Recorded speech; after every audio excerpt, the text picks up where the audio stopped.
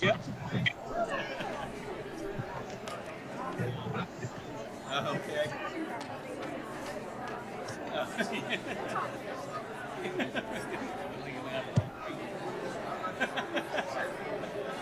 Yeah, right?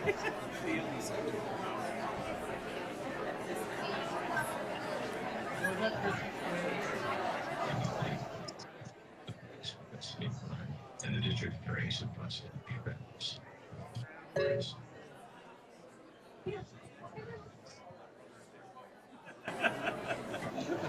It might be.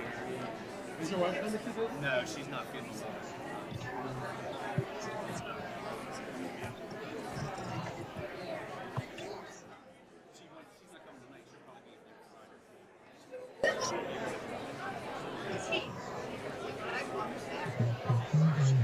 So we're gonna get the charger because I'm down to 27%. So might not make it. I think so. He told me that he wasn't going. Did Jill Mike? There's a person to walk along. It's fed. How many different person? That might not be the garbage that fed.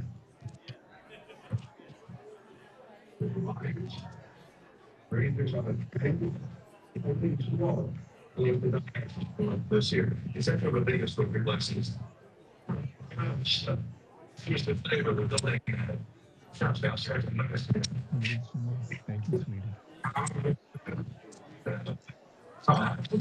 That's what we're trying to do.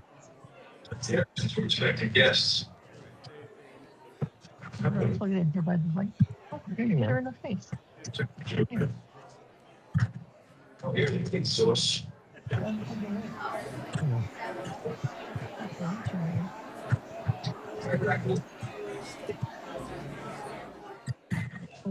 Oh. 7:02 p.m. on Tuesday, July 21st, 2026. Kent County Levy Court Business Meeting is now called the agenda. Called to business. We're at Levy Court Chambers 203, and I'll turn it over to County Administrator Kevin Sipple. Thank you, Madam President. This meeting is being held in person at 555 Bay Road, Dover, Delaware, in the Levy Court Chambers. We're also making it available via the internet through WebEx. Participants can join us by phone or by computer during the meeting. There will be opportunities for public comment for those attending in person or online. When the President opens a public comment period, those attending in person may step forward to one of the two podiums and be recognized. If you're joining us by phone and wish to comment, please press *3, which will raise your electronic hand. Our operator will identify you and bring you into the meeting. Pressing *6 will mute and unmute your line. If you're online, you will see a hand and microphone icon at the bottom of your screen. Please use those at appropriate times. We ask guests to begin public comments by stating your name and address for the record. The county attorney will administer an oath of affirmation to anyone giving testimony during a public hearing. We ask that the public comments relate to the subject announced by the President. In addition to public hearings, there are two public comment periods, one at the beginning of the meeting for agenda items and one near the end of the meeting for general comments. This meeting is being recorded and will follow the rules and procedures adopted by Levy Court, as well as the Mesa Rules of Order. Back to you, Madam President. Thank you. Before we start, we're in Levy Court Chambers, and I would appreciate anyone who has a hat on, please take it off. Thank you very much. The invocation will be given by Commissioner Pepper. Pledge allegiance will be done by Commissioner Hertz. Moment of silence for our troops and first responders. Commissioner Sweeney, all rise. Tenderness, redness, or swelling. Your doctor right away. Good pain or tenderness, sores, ulcers, or infection in your body. Heavenly Father, thank you for allowing us to come together this evening to discuss important issues for this county. Please let us make wise decisions that not only please our constituents, but especially please you. Amen.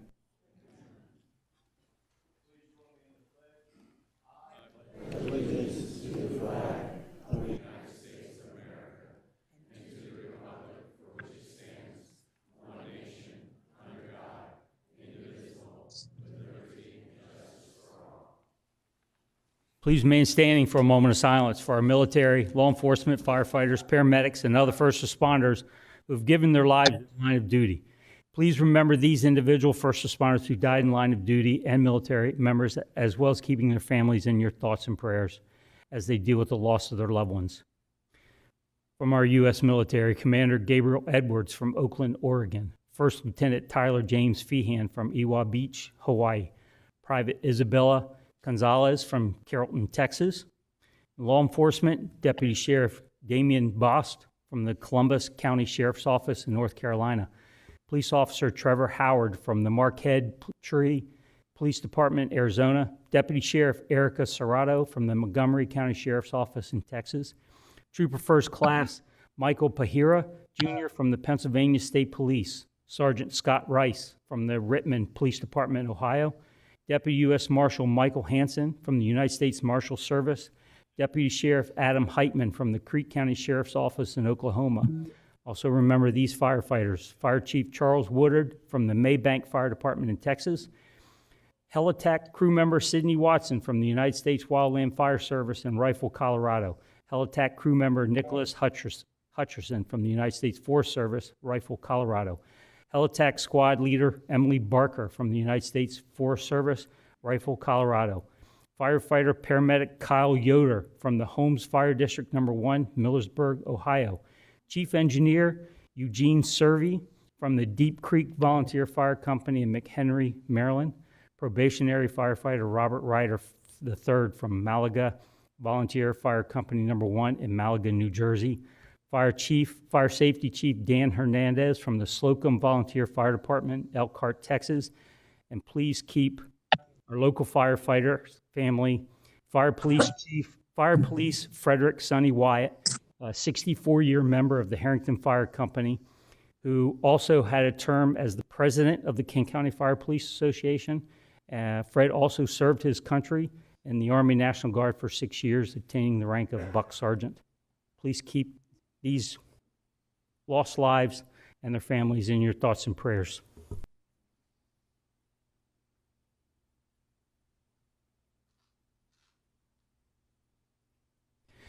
Thank you.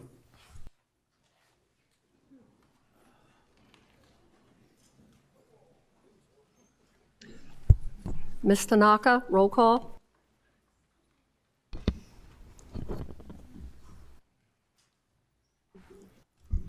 Mr. Angel, Present. Mr. Hall, Present. Mr. Hertz, Here. Mr. Pepper, Here. Mr. Scott, Here. Mr. Sweeney, Here. Mrs. Maston. Here. Madam President, roll call reveals 7 present. Let the record show we have a quorum. We have 7 commissioners present.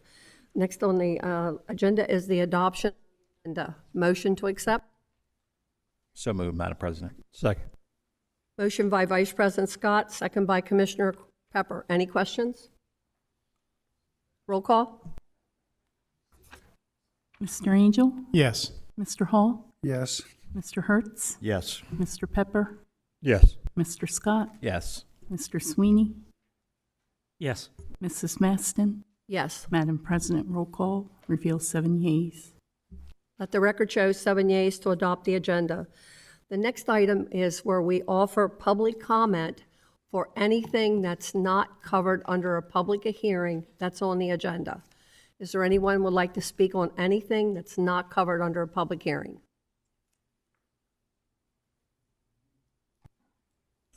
For our guests joining us online, if you would like to make public comments on anything that is not scheduled for a public hearing tonight, please indicate by raising your electronic hand or pressing *3 if you're joining us by phone.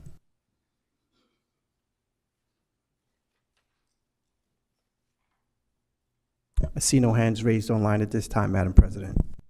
Thank you, Mr. Kennedy. Next item is a consent agenda 2611. Need a motion to approve? So moved, Madam President. Second. Motion by Vice President Scott, second by Commissioner Angel. Any questions? Roll call. Mr. Angel, Yes. Mr. Hall, Yes. Mr. Hertz, Yes. Mr. Pepper, Yes. Mr. Scott, Yes. Mr. Sweeney, Yes. Mrs. Maston. Yes. Madam President, roll call reveals 7 yeas. Let The record shows 7 yeas for consent agenda 2611. We do have some presentations, so you all have to bear with us this evening. Mrs. Horsey, are you here?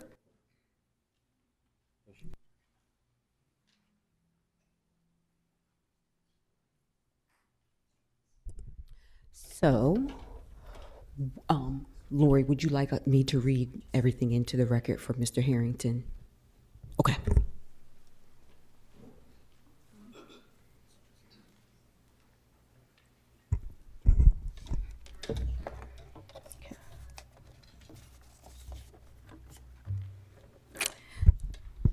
Resolution 4169, retirement of Michael W. Harrington.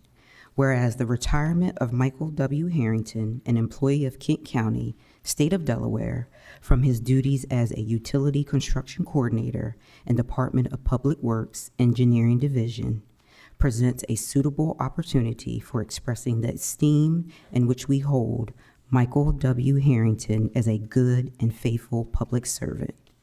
Therefore, be it resolved that County of Kent expresses its warmest appreciation and thanks to Michael W. Harrington for the able and loyal manner in which he performed his public duties.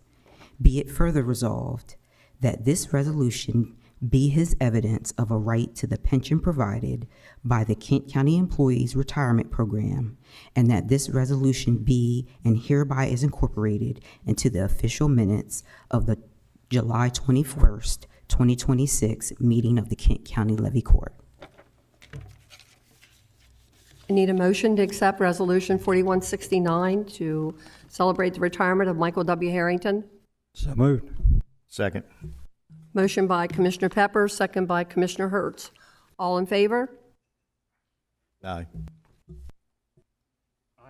Aye. Is Mr. Harrington here? Yes, he is. Down front? Come up there too. Up in the front, please.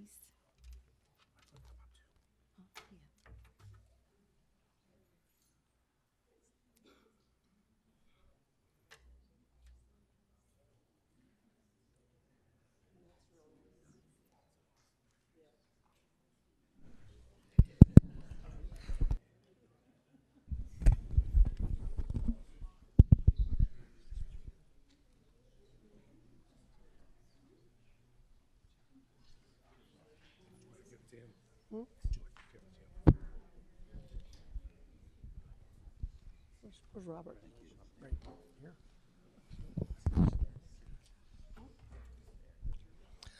Mike, it's certainly an honor to be up here to give you this presentation to celebrate your 28-plus years with the county. You've certainly been an outstanding employee here, and it's going to be hard to fill your shoes, that's for sure, but I certainly wish you the very, very best as we go forward. And little did I know, I went to school with your dad at Smyrna High School, so I knew you would do well. Anyway, thanks a lot for all your service. It's greatly appreciated. Mike, congratulations. Your loyalty and dedication is definitely going to be missed. I know when you talked about this a year ago, I told JJ, I said, it's not going to happen. He's not going nowhere. Well, here we are. So, but congratulations, quite a milestone, and thank you for everything you've done for the county. Yes, Mike, congratulations. You still have time to change your mind, though. But thank you for all your service, sir. Mike, thanks for your service. I can tell you from experience, retirement is glorious. You're going to love it. Congratulations, and thank you for everything you've done for the county. Mike, you've been a household name with all the contractors here at Kent County. So we're going to miss you at Public Works. Thank you for your 28 years of service. You've done our community well. You have a big party here tonight. And congratulations on your retirement. My congratulations. We surely are going to miss your institutional knowledge and everything that you know about the county. And but we certainly have appreciated you over the years, and we wish you only the best. Yeah, Mike, way to go out with a bang. I believe last month was the first time you ever got Employee of the Month, and this month, second, okay. And this month you're going out to retirement, and you're already dressed for it. I love it. Congratulations. Yeah, it looks like you're going out in style. Appreciate everything you've done for the county. Such important work. Thank you very much. My congratulations on your 28 years with the county. We appreciate all that you've done for us and all for the Public Works Department. Thank you. Now you get to speak. Well, I'm not going to sit up here and go on on a bunch of stuff that I've seen over the years, but I've seen a lot of changes. I've seen a lot of commissioners. I've seen four county administrators. And I've seen a lot of people come through the doors, employees and residents of Kent County, and I can just want to say it's been an honor to work here for 28 years.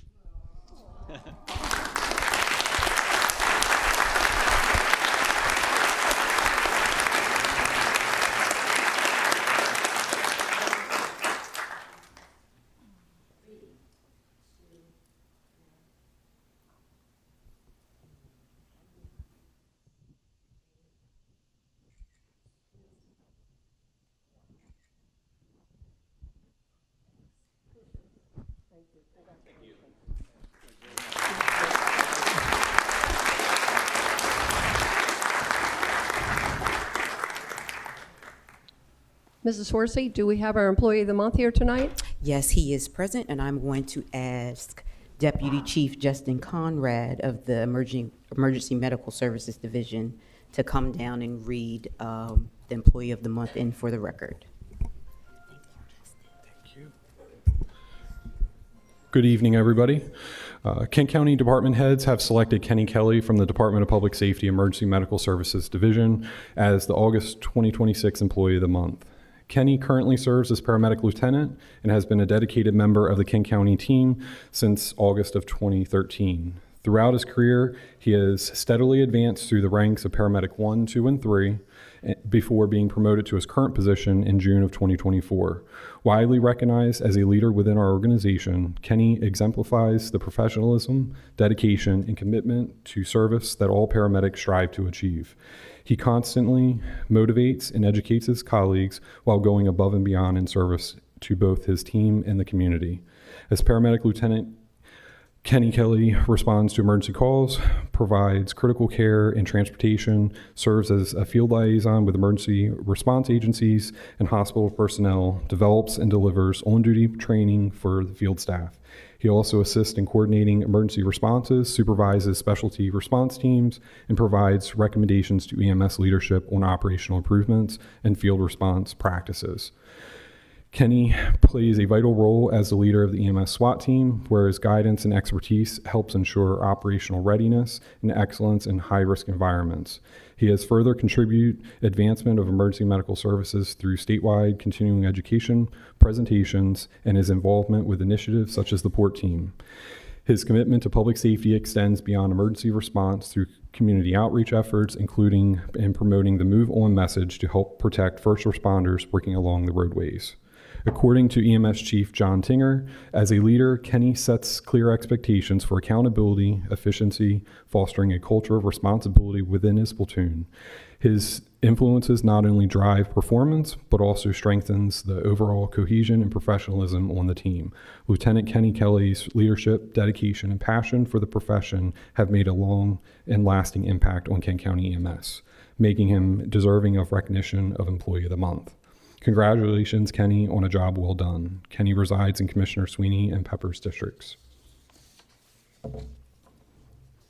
And Kent County Levy Court, August 2026 Employee of the Month, Kenneth Kelly. On this, the 21st day of July 2026, the Levy Court of Kent County, State of Delaware, does hereby recognize Kenneth W. Kelly, Paramedic Lieutenant, Department of Public Safety, Emergency Medical Service Division, for his exceptional initiatives, dedication, and conscientious to the delivery of services to the citizens of the county.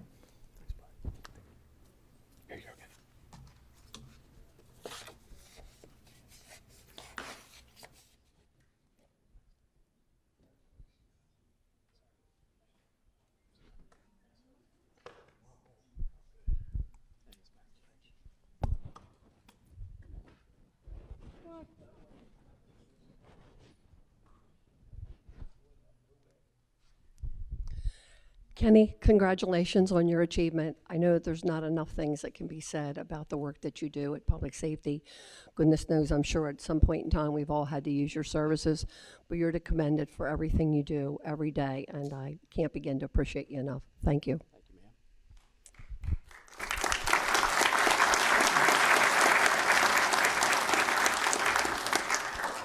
Well, unless your dad's here, I don't think he is.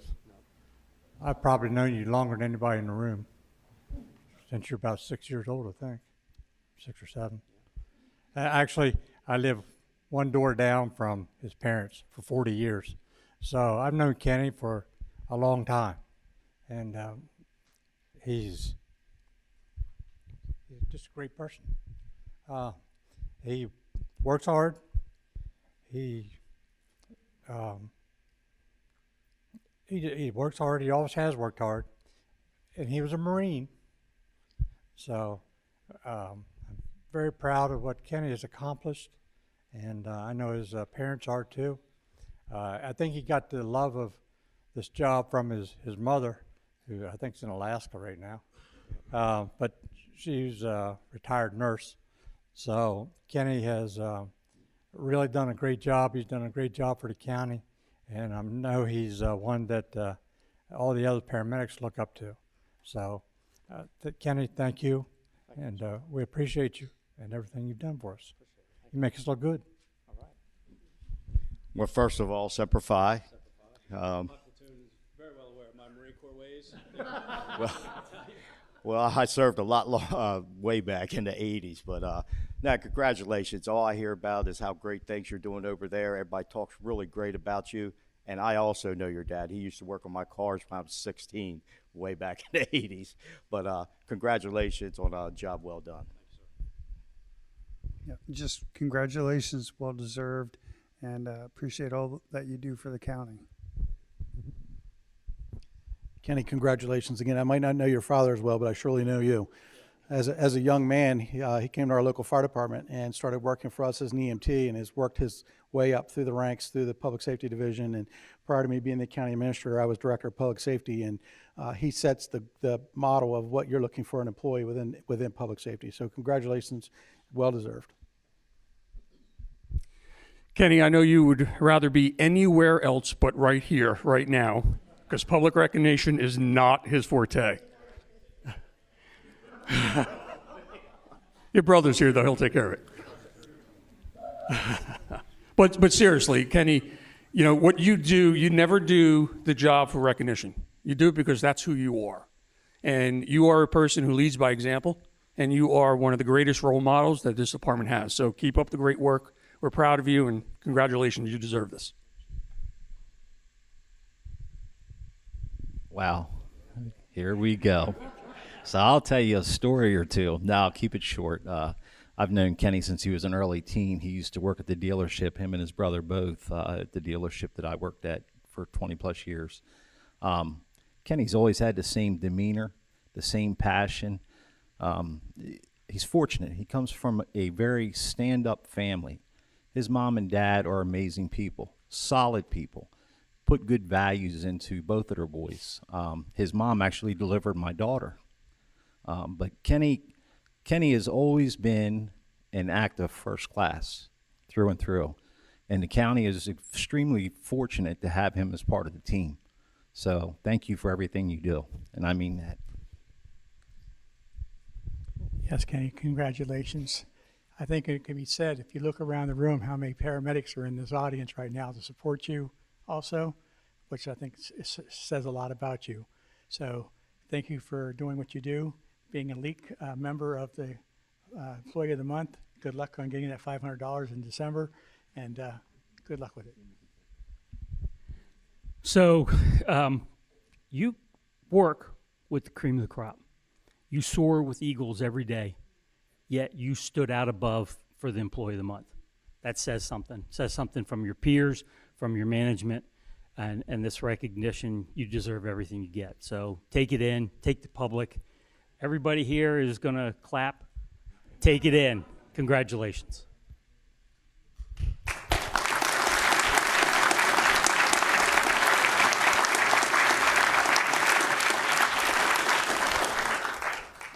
Thank you, guys. I didn't know if you guys were, all these people here came for me, so I thank you guys for showing up.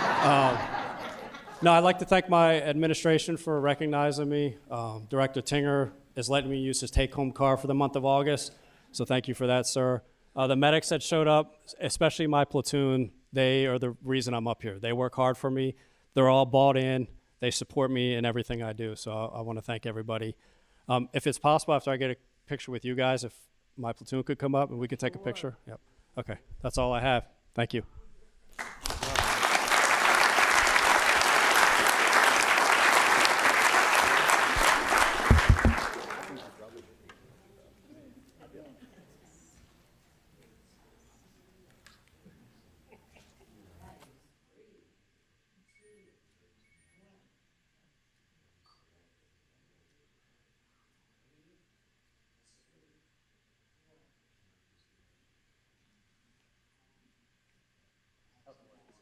Ryan. Ryan. But you're going to get your platoon, right? Yeah, we gotta get the platoon too. Come on. Yeah. If you're on my ship, please.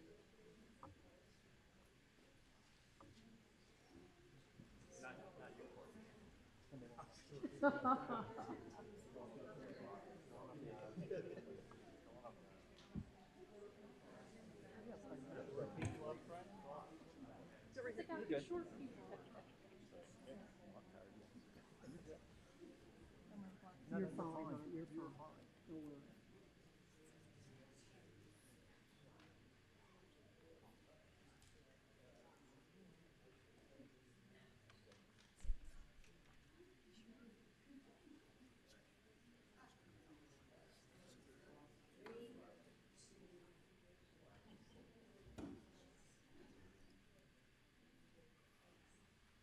Where's Ryan? Ryan, give me your phone.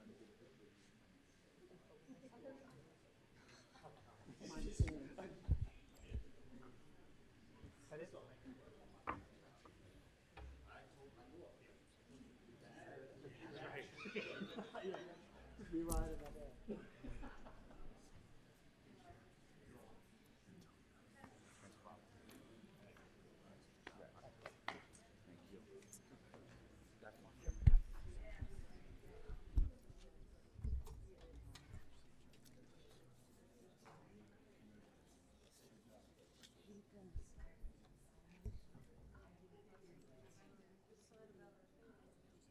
For those standing along the wall, we do have room 220 and 221 set up with both the audio and video, so you can have a seat and still participate in the meeting if you would like. Thank you.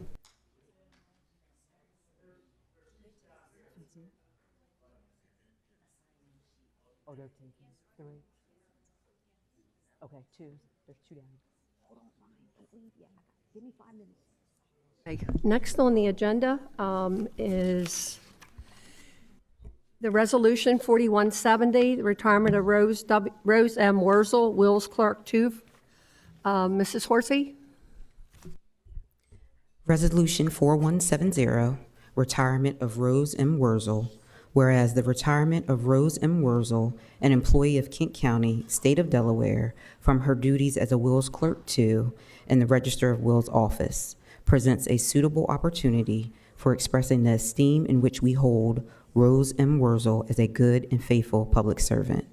Therefore, be it resolved that the County of Kent expresses its warmest appreciation and thanks to Rose M. Wurzel for the able and loyal manner in which she performed her public duties.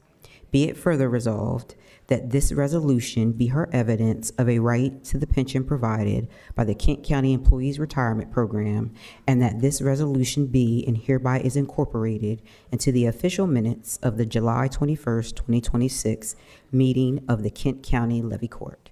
And Mr. Wurzel is not here, so we can move forward to the vote, please. I need a motion to accept Resolution 4170, please. So moved, Madam President. A motion by Vice President Scott, second by Commissioner Sweeney. Any questions? Roll call. Mr. Angel? Yes. Mr. Hall? Yes. Mr. Hertz, Yes. Mr. Pepper, Yes. Mr. Scott, Yes. Mr. Sweeney. Yes. Mrs. Maston. Yes. Madam President, roll call reveals 7 yeas. Thank you. Next is Resolution 4175, the retirement of Frederick J. Burke, Environmental Program Manager. Ms. Horsey? Resolution 4175, retirement of Frederick J. Burke, whereas the retirement of Frederick J. Burke, an employee of Kent County, State of Delaware, from his duties as an Environmental Program Manager in the Department of Public Works Environmental Program Section, presents a suitable opportunity for expressing the esteem in which we hold Frederick J. Burke as a good and faithful public servant. Therefore, be it resolved that the County of Kent expresses its warmest appreciation and thanks to Frederick J. Burke for the able and loyal manner in which he performed his public duties. Be it further resolved that this resolution be his evidence of a right to the pension provided by the Kent County Employees Retirement Program, and that this resolution be and hereby is incorporated into the official minutes of the July 21st, 2026 meeting of the Kent County Levy Court. And Mr. Burke is also not here.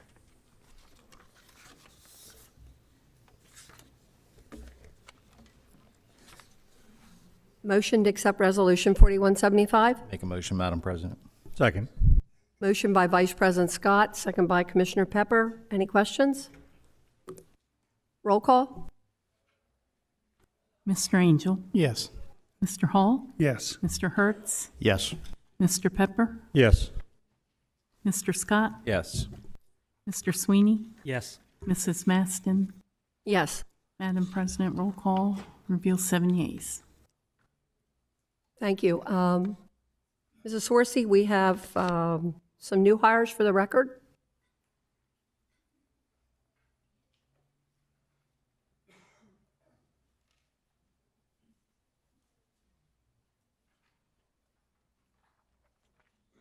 Yes, Madam President. We have 4 new hires for the month of June. Leah Palmer, in the Administration Office, Human Resources Coordinator. We are excited to welcome Leah as our new Human Resources Coordinator. Leah joined Kent County on June 1st, 2026. She brings valuable experience from her previous role as a payroll coordinator with Amick Farms, LLC. Prior to that, she worked for the same company as a yield coordinator. Leah resides in Commissioner Scott's and Pepper's district. We also have Brian Johnson in the Public Works Department. He's an Engineering Technician 1. And we are excited to welcome Brian as our new Engineering Technician 1. Brian joined Kent County on June 1st, 2026, and he brings experience from his previous role where he retired as an EPS Tech 5 with the state of Delaware. Brian resides in Commissioners Maston and Pepper's districts. We have Riley Pritchett in the Community Services Department. We are excited to welcome Riley as our new seasonal parks worker. Riley joined Kent County on June 8th. He brings experience from his previous role as a greenhouse attendant with 302 Aquaponics. He is currently enrolled at the University of Delaware, majoring in environmental science. Riley resides in Commissioners Hall and Pepper's district. And we have Ryan Buckwald, Community Services Department. We are excited to welcome Ryan. He is also a seasonal parks worker. He joined the county on June 15th.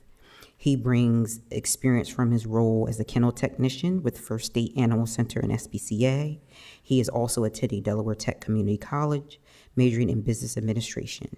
Ryan resides in Commissioner Sweeney's and Pepper's districts. Thank you, Ms. Horsey. Much appreciated. Thank you.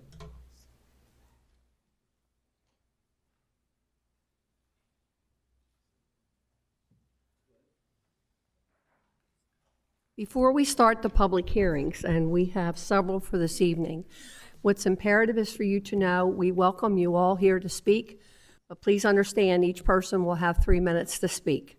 So before you come up to the podium, get your thoughts in line about what you want to say.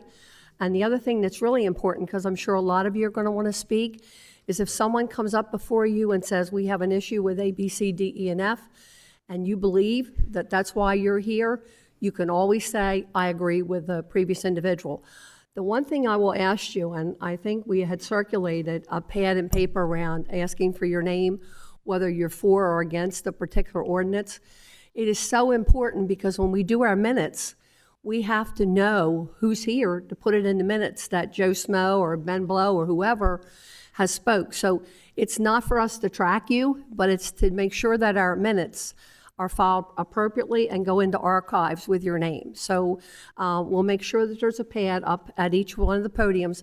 But please, all we're asking you is just put your name and whether you're for or against that particular item. It is so important to make sure that our minutes are acceptable. But keep in mind, you have 3 minutes to speak, because I'm sure there's a lot of you here who are going to speak to us on some of these ordinances. We appreciate everyone's support, and we're happy to see you all out. Thank you. With that, public hearing for ordinance LC 2604 will now be heard. Commissioner Angel? Madam President, Mr. Gardner.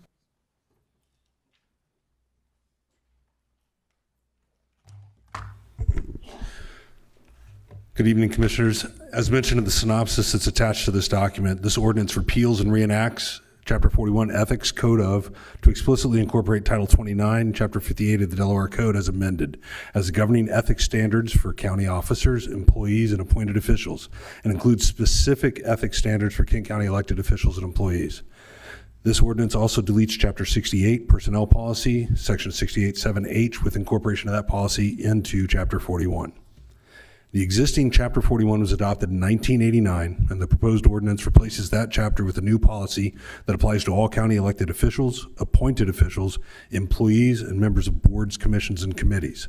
It sets a high standard for ethical conduct by having those subject to the code maintain public confidence and avoid both actual impropriety and the appearance of impropriety. It also mandates a certification of ethics training every 2 years and upon swearing in, appointment, or hiring. Finally, a review of this chapter of the county code will occur each 5 years. Other notable changes include the prohibition on nepotism, specifies consequences, penalties, or remedies as sanctioned by Title 29, Chapter 58, and includes new standards for post-employment restrictions and the handling of confidential information.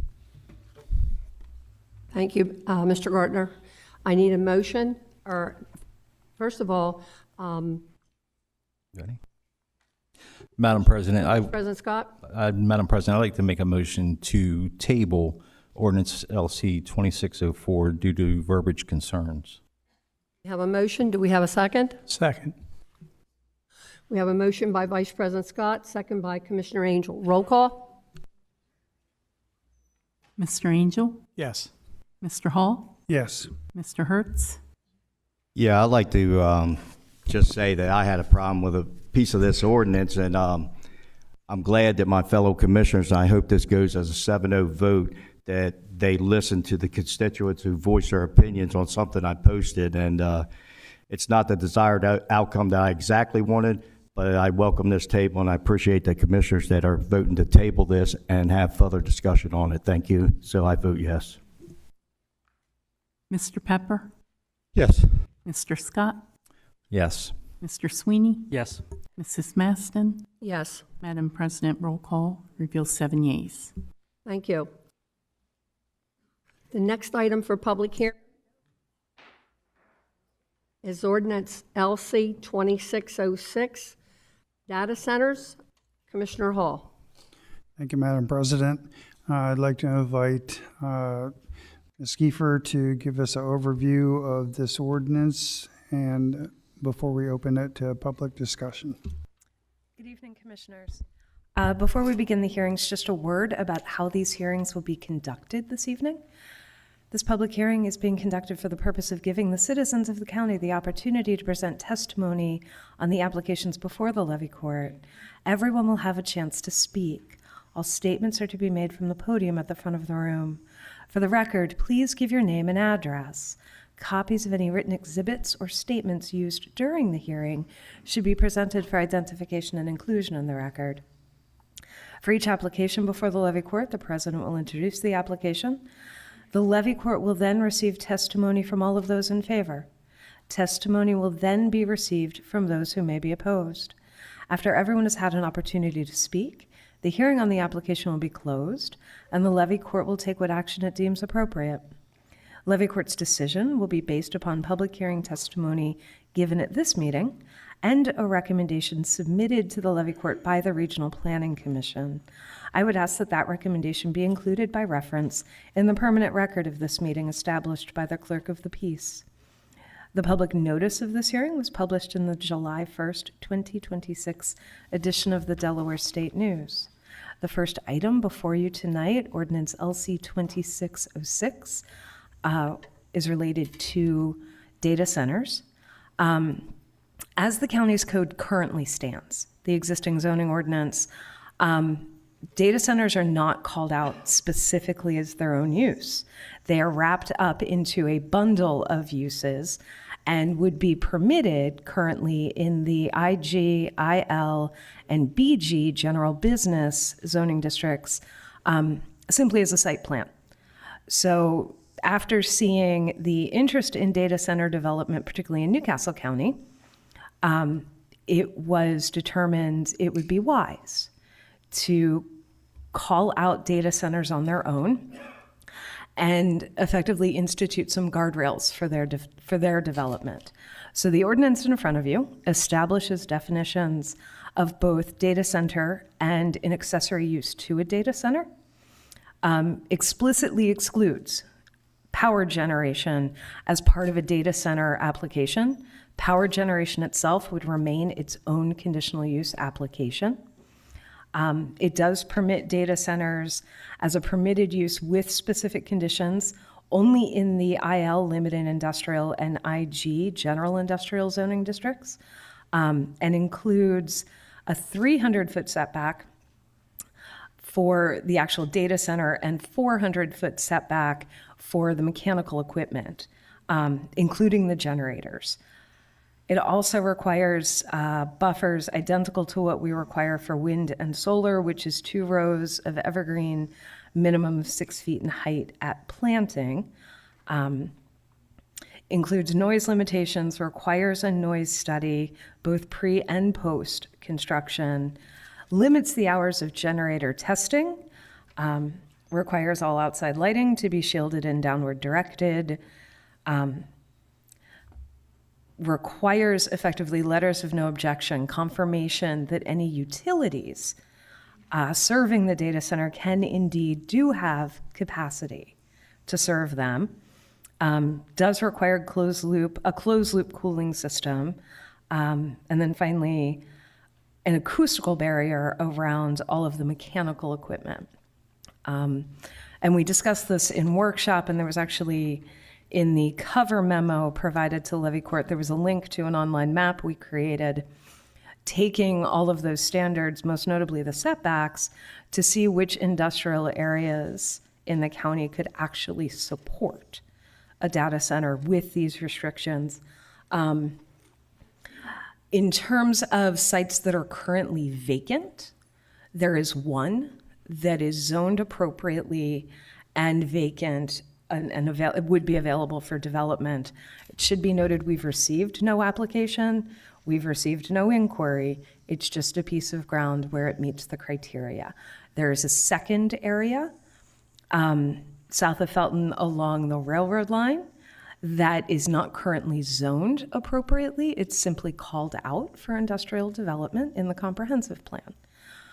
All of the other parcels of size are already developed by businesses that are in operation, and there is no indication they would be open for redevelopment. So again, that's an overview of what the ordinance does. The Planning Commission did consider this earlier this month and voted unanimously to recommend approval of it, most notably because there are not existing restrictions or conditions on the development of a data center, and they thought it prudent to proceed and then continue monitoring the situation and potentially continue amending it in the future. I am happy to answer any questions you might have. Thank you, Ms. Kiefer. Commissioner questions? Yes, Madam President. Commissioner Pepper? Just want for clarification, and probably bears being repeated. We are not doing this to entice, lure, or try to get data centers to come to Kent County. Not at all. We're doing this to be proactive in case someone does want to bring one here. We will have something on the books to tell them what they cannot do in this county or what they can do. Yes, So- that is entirely correct. So this is entirely a proactive thing that we're doing this evening. Yes. And so, in case some of you have heard that data centers are lined up to come to Kent County, it's not true. So we're trying to get ahead just in case someone discovers a piece of land that Ms. Kiefer mentioned and decides to come to Kent County. We want to have ordinances on the books to prevent things to happen that we all don't want to happen. So I just want to make that point of clarification. Thank you. Madam. Vice President Scott? Ms. Kiefer, I have a couple of questions for you. I guess my first question being, if we did nothing with this ordinance, how does that leave us open? It depends on what you, and I'm not trying to be flip, it depends on what you mean by nothing. If the ordinance were to fail, if you were to vote it down, at that point, there's no pending ordinance, and we would revert to what's in the code currently. Which again, it would be permitted in the 3 zoning districts with no specific restrictions on its development. If it were tabled, it's still a pending ordinance, and I would certainly defer to our attorney to discuss the pending ordinance doctrine. But if it were to fail entirely, we revert back to what we have. And what we have creates a lot more ability for if there was a data center that was coming in. It certainly, the code would not give us the protections that we've tried to include in this ordinance. We'd be able to fall back on potentially the standard noise ordinance, but yeah, in terms of development, we'd have very little to work with. And just confirming, this is right now with nothing, they can go on business, commercial, light industrial, General business. where we're confining it to industrial and light industrial. Correct. And they would still need to bring their own electric source, correct? Yes, I mean, because some of that, keep in mind, power generation, aside from the land use, governance of power generation is at the state level, just as water is. We've incorporated what we can to try to protect those resources. But the state has certainly been both adopting and considering more restrictions on power generation. Ms. Kiefer, also, I know that we had looked at additional setbacks on it, and we ended up at 3. When we initially went to 500 and 1,000, how many places were available at that time? The reason the ordinance is settled on the 3 and the 4 is because if you go higher than that, then we have no properties that are available.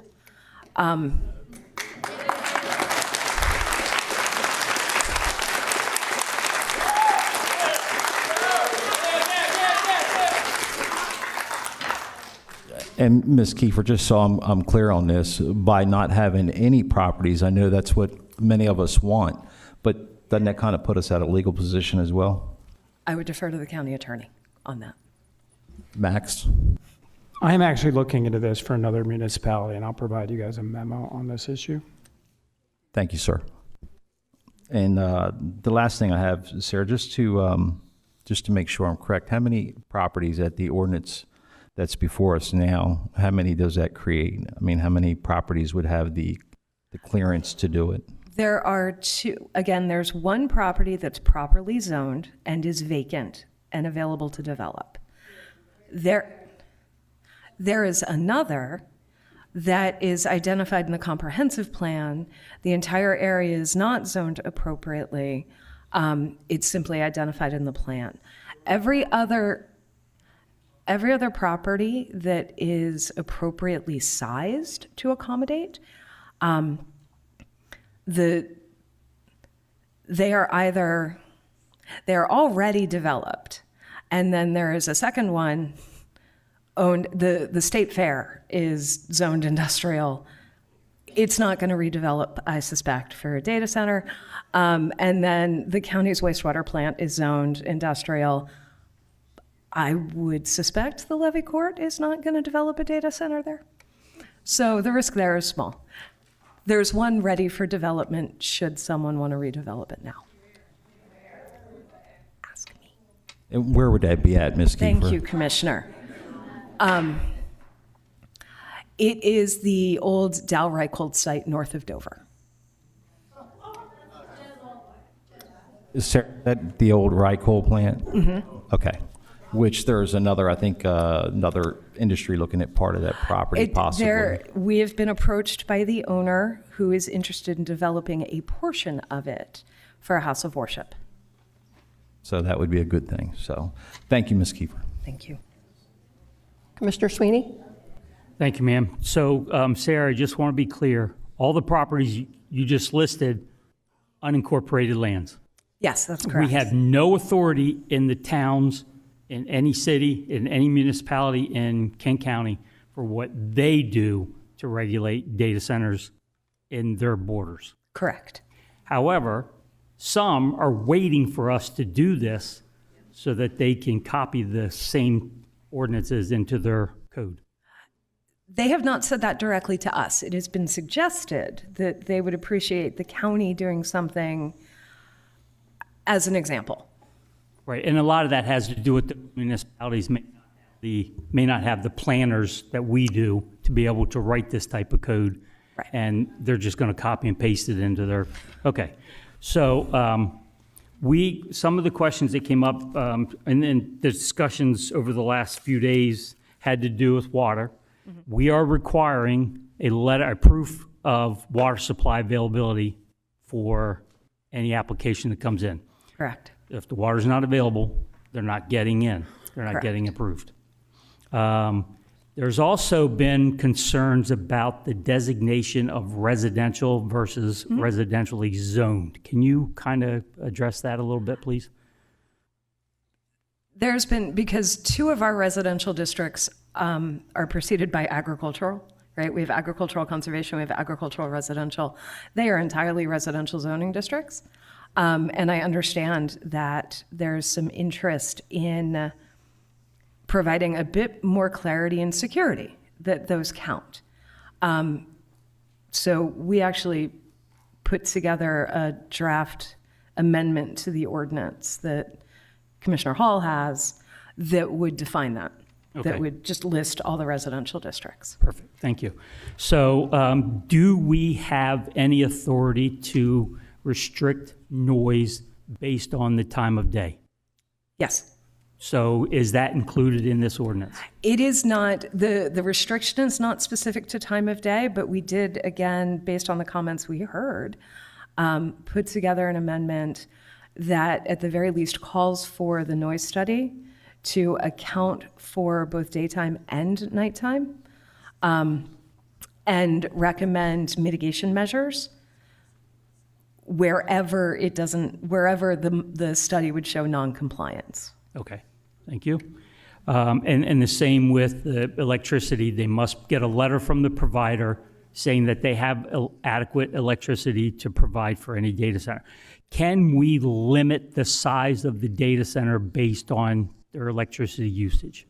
Can we say that we don't want a hyper super data center built in Kent County? Right.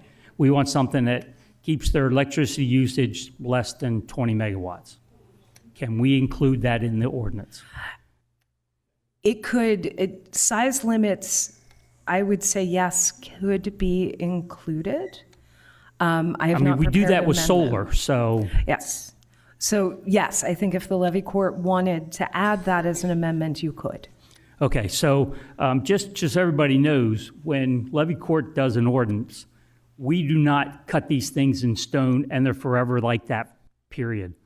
We write them in pencil And what Sarah's already suggested, that we're looking at amendments to move forward on this based on the testimony that we have, based on the conversations we've had with the public, and some of those things are already being looked at for us to include in the data centers going forward. But we need to move forward on this to be in a place where we're regulating data centers before they start. The only other issue I had, and this is a touchy one, is by right. What other options do we have other than the by right approval in the industrial zone parcels? The levy court could certainly choose to make the uses a conditional use. I would offer just the caution that one, that cannot be an amendment to this ordinance. That would be a separate ordinance because it would be out of alignment with the title of the ordinance. Okay. So that's not available to amend. If the levy court decided to go forward with a different kind of ordinance, we can do that. It restarts the process. And then my usual caveat is it is often thought that if something is a conditional use, it could be denied just because people don't want it there. Right. And that is not the case. Right, and I understand that, but as tonight, with 150 people, 200 people who are here, they're getting the opportunity to present to us, the elected body, whether they want or do not want this ordinance to be passed. I think that needs to be extended for each individual application. So knowing that I can't do an amendment for tonight's ordinance, I'm asking Levy Court for a workshop to look at removing these from by right.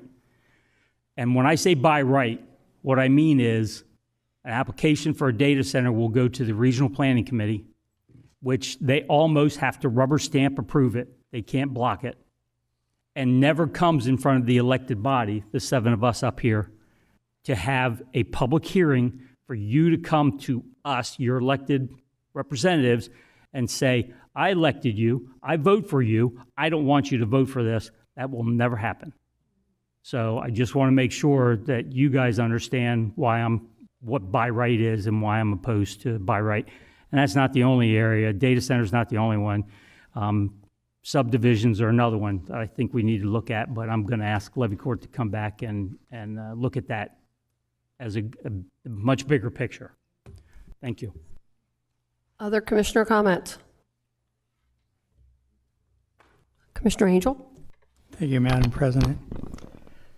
Normally, when we have a large crowd like this, we always ask, how many here are because of the data centers? Can I have show of hands? That shows that's why you're here. Not in favor, just here because Just here. Just here. I know, I engaged. I will piggyback off where Commissioner Sweeney is. There is going to be an amendment after tonight. Look forth. I've talked with legal counsel to look at something to bring forth. So it's not a done deal 100%, other than we have to have something on the books tonight. That I do understand. Unfortunately, one of the things that bothers me is our farmland and our food base.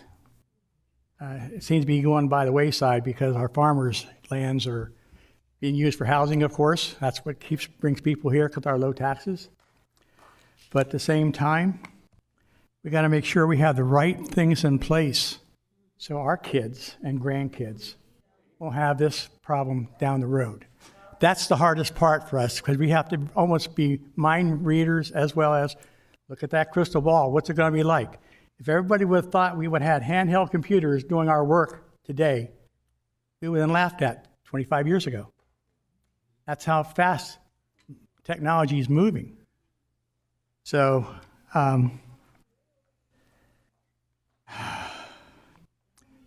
unfortunately, this is a necessary evil, is what I call it. I'm one of 2 representatives for the state and the county on the national level, and believe me, I've heard this from all my counties, what they're dealing with. And I still think there's things that are missing, because we can't know it all, but we want to try and get there so we can get everything down we can now, so we can make those amendments as they come along. We want to be proactive, as Mr. Pepper said, which I think Ms. Kiefer has also alluded to. So Noise, I have a problem with noise. Don't I, Ms. Kiefer? Not just with this, but noise in general with the county. We have problems with dog barking, musical fests, all kinds of things happening in my area that I've always been brought up for years. So noise is a major issue. 55 dB, I think, should be lower. 50 dB means 25 feet from that, you can still have a conversation. But the waves that's sent out in the general public, you don't see those, but you'll feel them. And sometimes, depends on how, you can have a vortex where somebody is very prominent to a vortex, and they know what I'm talking about, they drop to their knees. So if there's more here than we're not talking about, that's why we want to get this on the books first and get things settled as fast as we can with the right information. That's what we're seeking.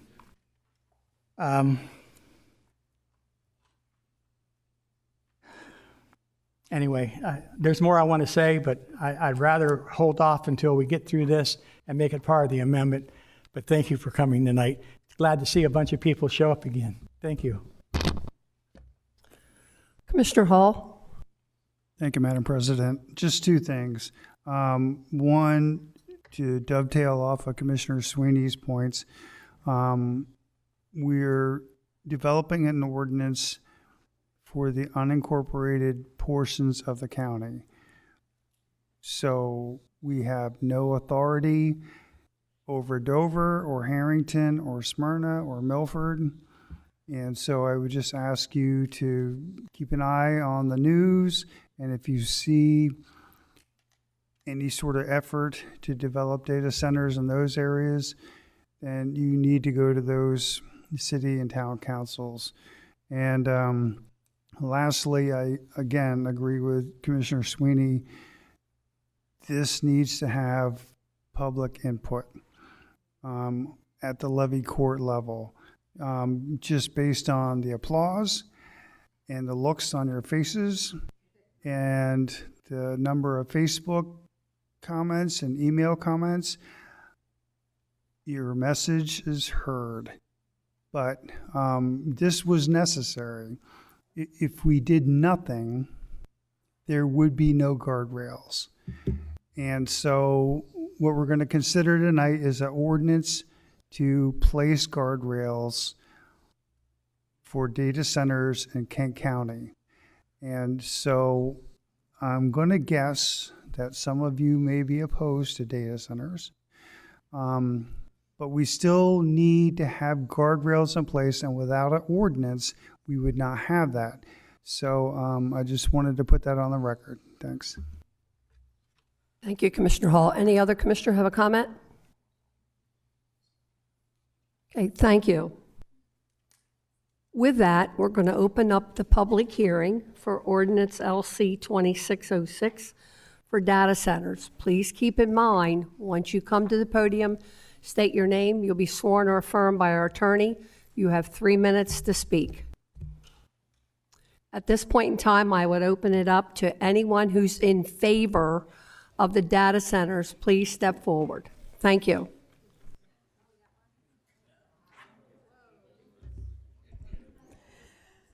Good evening, Commissioners. Thank you for having me here. My name's Linda Parkowski. I am the Economic Development Director for Kent County. Good evening, and Linda. It is my job to bring businesses into the county. Linda, I've known you forever, but I need to swear you in. I'm sorry. Got it. Do you swear or affirm that the testimony you're about to give is the truth? Yes. Whether it's a new business or whether it's an existing business, it's my job to do that for the county. And I can tell you that there is not a data center that's on the books for Kent County, the county. There is, if a data center were to come into Kent County area, it would be in a municipality.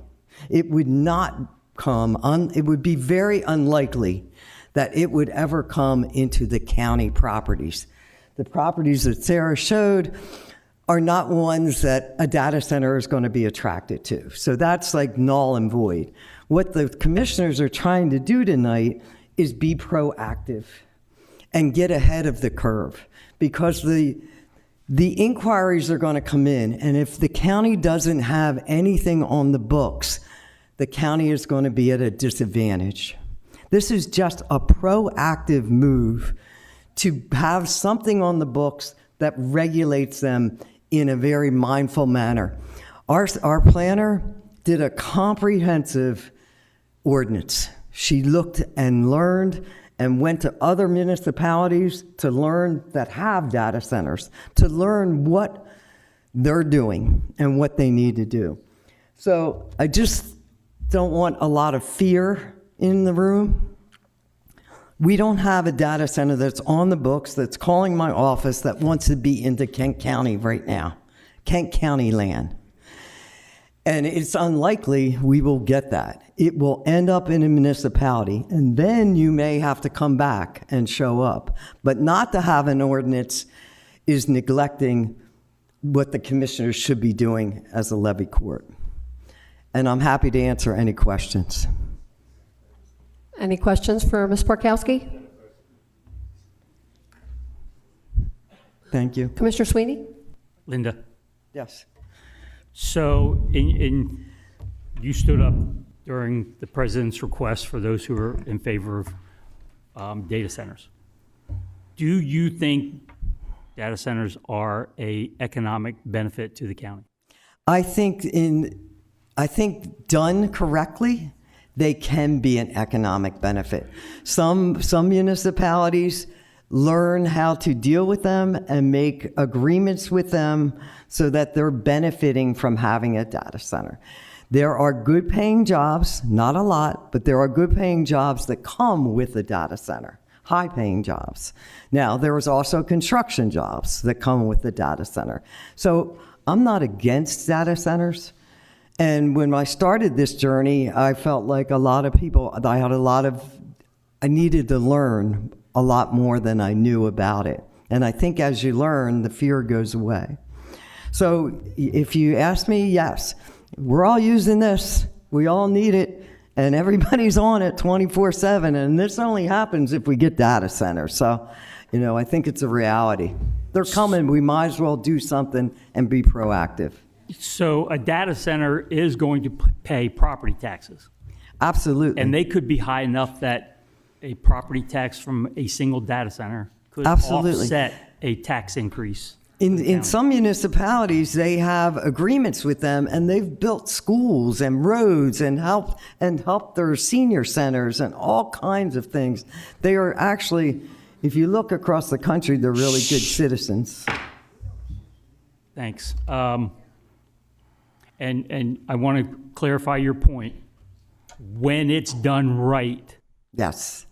Are we doing it right? You are. I think this ordinance is amazing. She took the best of all the ordinance that we've looked at. She took the best and incorporated it into this Kent County ordinance.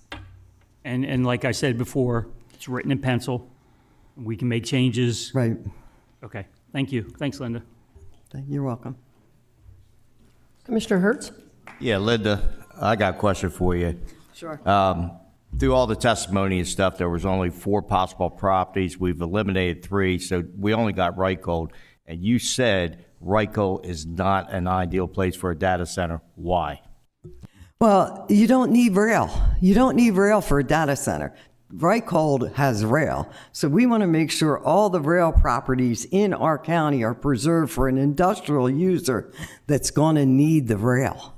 And that's why Reichhold wouldn't be top of the list at all. Plus Reichhold can get to Route 1 and can get to Route 13. It has excellent highway access. You don't want to waste that on a data center. You don't need it. All right, and the Felton property, that has rail also. That has rail. So we're like, there's no way, since we commissioned a rail study and we've been trying to preserve all the land that's along the rail for industrial users, there's no way we would promote that to a data center. All right, thank you. You're welcome. Commissioner Hall? Thank you, Madam President. Yeah, just to echo that, we did do a rail study, and that's a limited resource in this county. So, for example, the Delmarva packaging site, they acquired that property only because it gave them immediate access to rail. And so we only have so many parcels that have such access. So giving a data center priority on a piece of property that also has rail and highway access is not the best investment for the county.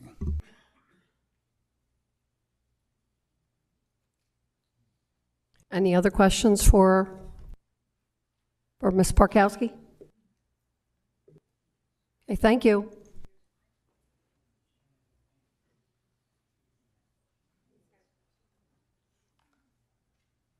Okay, at this point, if we have, is there anyone else here who would like to speak in favor of data centers? Please come forward. I have a question. You keep saying speak in favor of data centers. Sir, we do both in favor and we do in opposition. I thought it was about a particular ordinance No. that is controlling the data centers. Are you in favor or are you in opposition? I'm in favor of the ordinance. Then this would be the time for you to speak. Thank you. If you're in favor. Okay. That doesn't make any sense at all. Sir, 1 minute. I've got to confer with our legal counsel. 1 minute.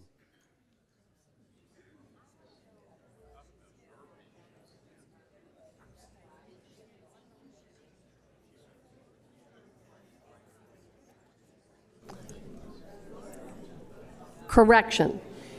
If you're in favor of ordinance LC 2606 for data centers, please come forward, state your name, and be sworn or affirmed. Thank you. My name is Garth Stubbelow. I live in Clayton, Delaware. So that's Kent County.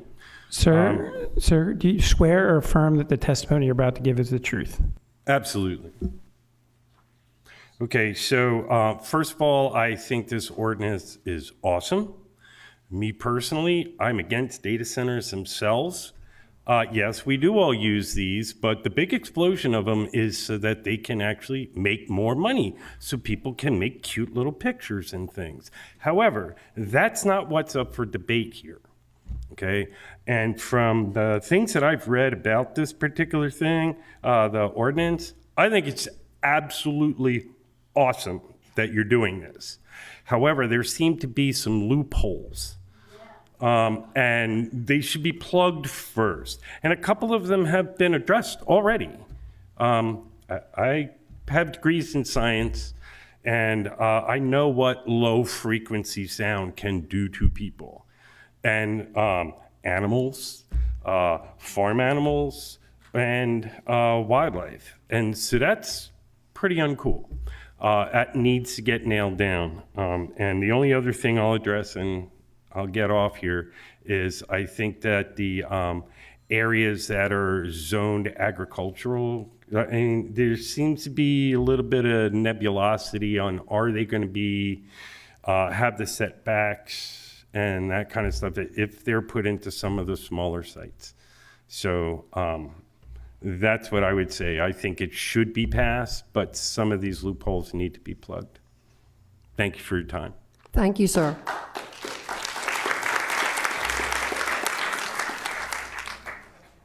Anyone else who would like to speak in favor of ordinance LC 2606 for data centers, come forward.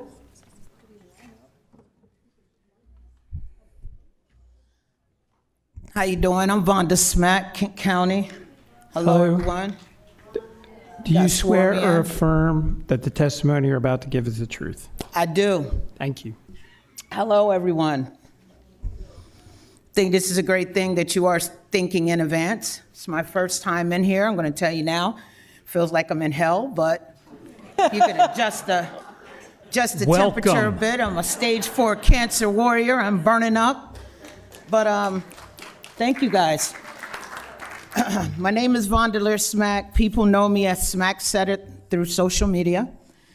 I'm here tonight because every time Delaware talks about economic development, I always ask one question: who benefits and who bears the burden?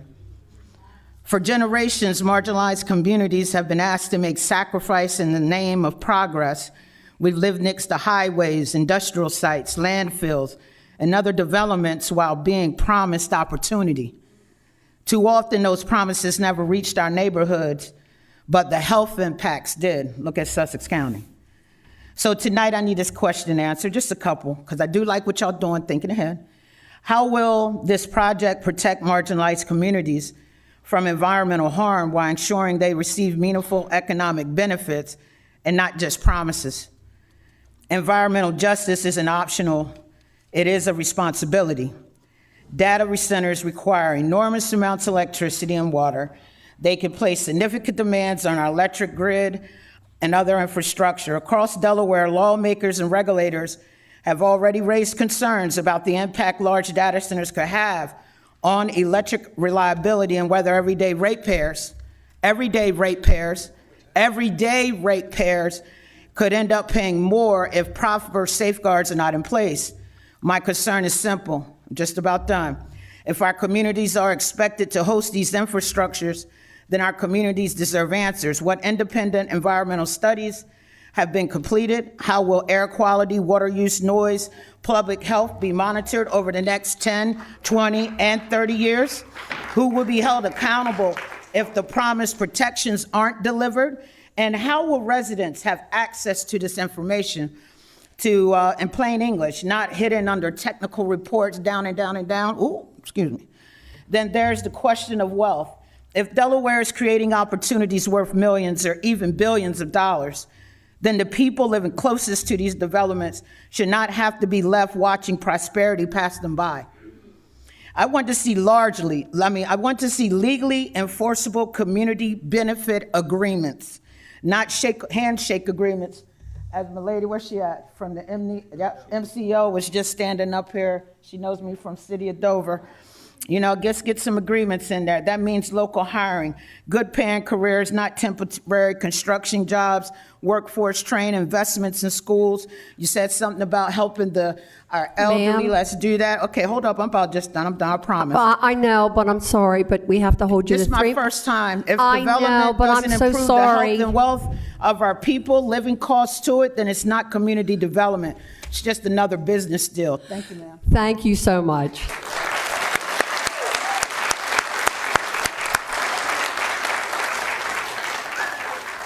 Good evening, Commissioners. My name is Caroline Truman. I'm a Dover, Delaware resident.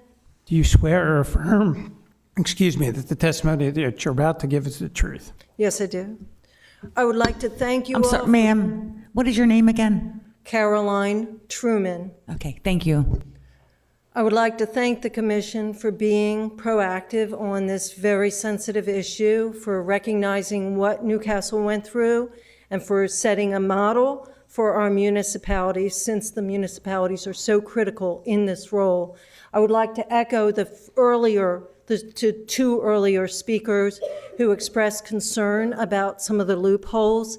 I appreciate the concern by the county about availability of electricity and availability of water.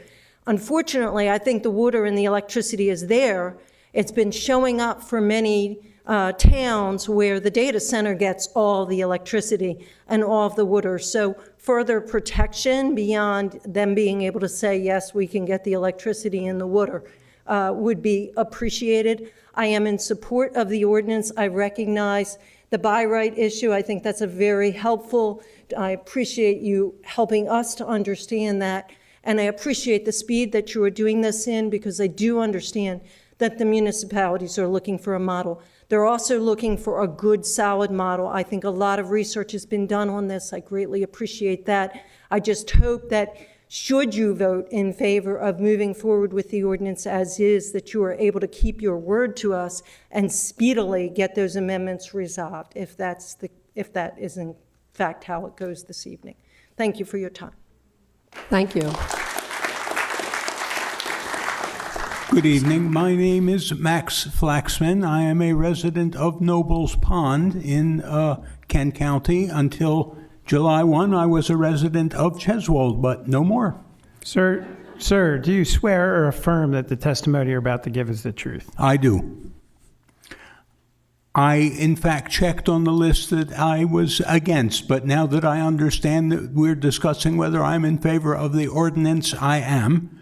I want to have a necessarily guardrail. I think the guardrails I have seen are correct but are insufficient. I would like to propose 2 additions to them, which would definitely make me in favor of the legislation.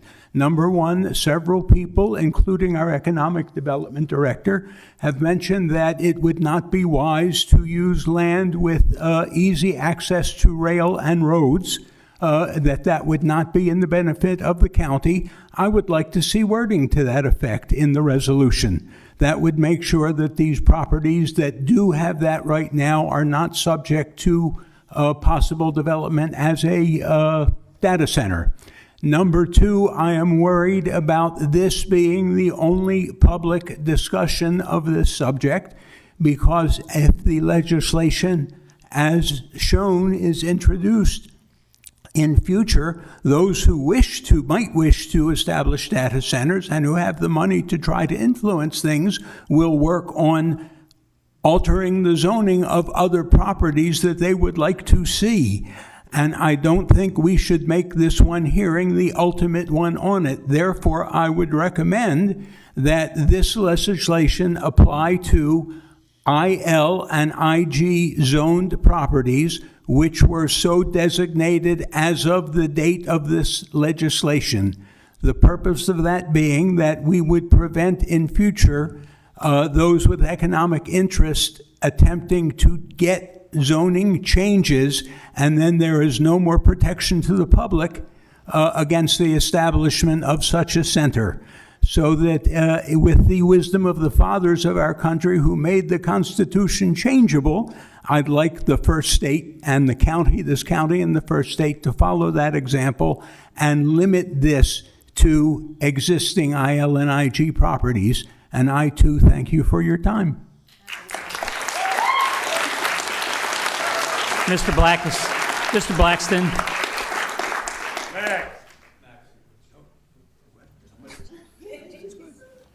Yes, please. So real quick, first of all, thank you to everybody for coming out, especially those who have stood up and now, showing that they're open-minded enough to understand what we're trying to do.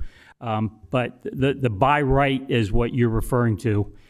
If there is another ordinance change, and you've heard some commissioners say tonight that we're going to implement some ordinance changes to the same ordinance later, always open to the public, always able to come in and speak to that negatively or positively, however you feel. What also has been suggested is we want to, when a singular application comes in for a data center in county lands, we're trying to get it so that you also can come back and express your opinion. Does that make sense? Yes, I'd like to be sure that's going to happen. Okay. Well, be sure is a very wispy word. It's true. We'll do everything we can. Thank you very much. All right. Thank you. Thank you, sir. Hello, Marissa McClinton. I grew up in Smyrna, but I currently live in Wilmington. I'm representing the Sierra Club members in Kent County. Hello, how are you? I'm good. Do you swear or affirm that the testimony you're about to give is the truth? I do. Good evening. Marissa McClinton, Chapter Environmental Justice Organizer for the Sierra Club Delaware Chapter and facilitator of DCLEAR, the Delaware Data Center Coalition for Local, Environmental, and Accountable Regulation. I'm grateful for the work that has gone into drafting this proactive ordinance. We have seen both in Delaware and across the country the consequences of waiting to put rules and guardrails on data center development until after there is a project waiting for approval. Although this ordinance is a great step forward, we have a few concerns that we hope can be addressed via amendments to this ordinance. I have heard that, but I'm going to say it for the record. First, while we agree that data centers should only be allowed in IL and IG zoning, the ordinance currently has that as a permitted conditional, which would not allow public hearings for each project in front of the Kent County Levy Court or allow the Levy Court to apply conditions on a case-by-case basis, both of which have been vital across the country. Public hearings allow the public to voice their unique concerns about projects that would otherwise not be heard outside of site plan reviews. We believe that changing the zoning to conditional use would allow for public hearings at each step and would allow communities to effectively advocate for themselves and bring forward suggestions on how to eliminate impacts to nearby properties that can only be done at the local level. Furthermore, we appreciate that noise issues are starting to be addressed in this ordinance. Our request is that there is a night penalty of at least 10 decibels below the daytime allowance, knowing that in rural areas, evening hours carry a lower noise profile. This nighttime penalty is relatively common throughout noise ordinances dealing both with data centers and generally. So this is not something unknown to the industry or local governments. Low frequency noise from data center cooling units is incredibly disruptive, especially at night when folks are trying to sleep. This nighttime penalty would guarantee a silent night for folks around these facilities. We appreciate the work done by planning staff to address water issues when a water utility is present. However, it is vital that any data centers coming to the county should be required to use municipal water systems and not rely on wells. Even with closed-loop systems, recharging these large systems can cause pressure issues on nearby wells, which can lead to sedimentation issues and pressure issues that can damage water infrastructure in homes and businesses. We hope that these edits can be taken into consideration so that we can fully support this ordinance. The protections that we can that could be guaranteed through these efforts will go a long way in setting the tone for municipalities within Kent County about what it looks like to demand that data centers do it right or not at all. Thank you. I'll take any questions. Ms. McClinton, so you mentioned that you agree with this because we're being proactive before any applications come in. And just so you know, Levy Court has tried to retroactively make ordinance changes to impact applications that have already come in. And the attorney will tell you, Delaware Supreme Court has already told us, you can't do that. If an application comes in, it's based on the ordinances that are in place right now. So us trying to get these done now is very important. Yes, D-Clear and Sierra Club were two of the groups that helped with the fight around Newcastle County, and the pending ordinance doctrine, if you were following that issue, was one of the things that really came rubber down to the road. And that so was we're the Project familiar, Washington? There were two projects in Newcastle County that had applications in, and we had tried to get the ordinance to be retroactive. Even within Newcastle County members, it was not clear what the pending ordinance doctrine said in that instance, because the ruling said that you could retroactively place an ordinance. I think this is something that the county attorney would be better suited for. We are in the mindset that you can apply ordinances retroactively, which is what we fought for in Newcastle County. But I'm glad that we're doing this now, so we don't have to touch the pending ordinance doctrine. So I'm glad that y'all are acting right now. Thank you. Thank you. Thank you. Before we go to the next person, we're very fortunate tonight to have two esteemed gentlemen. We have our Senator Eric Buxton, who's here in the audience. He was also a fellow commissioner here when I joined Levy Court. And we also have Mayor Glandon from Frederica. Thank you so much for attending the meeting. We really appreciate it. Good evening. My name is Linda Lewis. I live on Dyke Branch Road in Dover, very near to Cheswell. Ma'am, do you swear or affirm that the testimony you're about to give is the truth? Yes. I was a data center opponent. After coming here tonight, I'm very relieved to see and hear all of the proactive things that are being done, which many are things that I have listed in my little presentation here. I'm here tonight to address concerns about Ordinance LC 2606 in regards to data centers. I recognize many of you up there who are old schoolmates and friends, and we all grew up in this area, and we all have deep roots and history here, and I know you're here hopefully to protect our neighbors and friends. My primary ask is if we can slow down a tiny bit. I appreciate the idea of amendments. Makes me nervous to sign something now and promise something later. As a public part of the public, I don't feel that we have had enough time to understand all the research that's gone into this, whereas you all have been privy to that. I feel a little more transparency would be helpful to alleviate our concerns. A big fact that I feel is we don't know what we don't know about data centers, and I think that's countrywide. It's an exploding new industry that has major potential to damage, destroy our natural resources, impact our electric grid, and also cause human health and wildlife damage. Reports are coming in from Texas, Michigan, and Georgia of the serious consequences of unregulated or underregulated data centers. Please, let's not fall into this trap of being just short-sighted. LC 2606, as it now, I think is an awesome start. I feel it's much too lenient for a couple different topics. Number one is the buffer of 300 to 400 feet is just not acceptable. National Institutes of Health and many other agencies have published that the recommended distance buffer is at least a half a mile. 300 to 400 feet is less than an eighth of a mile. We need an acceptable buffer zone for human and wildlife protection. Water resources, major concern. Most of our aquifers are pretty shallow. Water consumption by data centers, even closed loop systems, can be 30,000 gallons to 300,000 gallons a day. I would hope a nationally certified geologist has been consulted to study and provide documentation about our aquifer health. The noise goes without saying, 10 decibels, 50 is too high. One last request is all future potential data centers that apply, we need to have public comment and not make LC 2606 a blanket policy. Thank you so much. I appreciate your time. Thank you.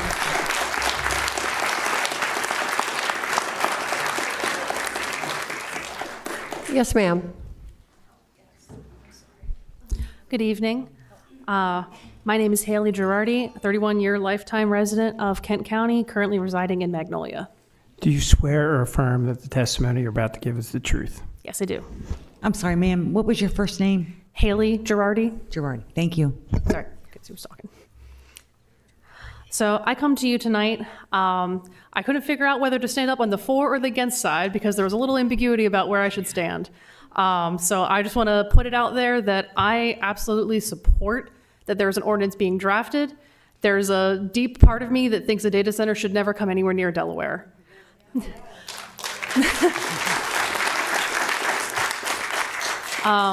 But the realist in me that has been alive for 31 years knows that having something on the books as a preventative guardrail is necessary. So I've come to you to talk tonight.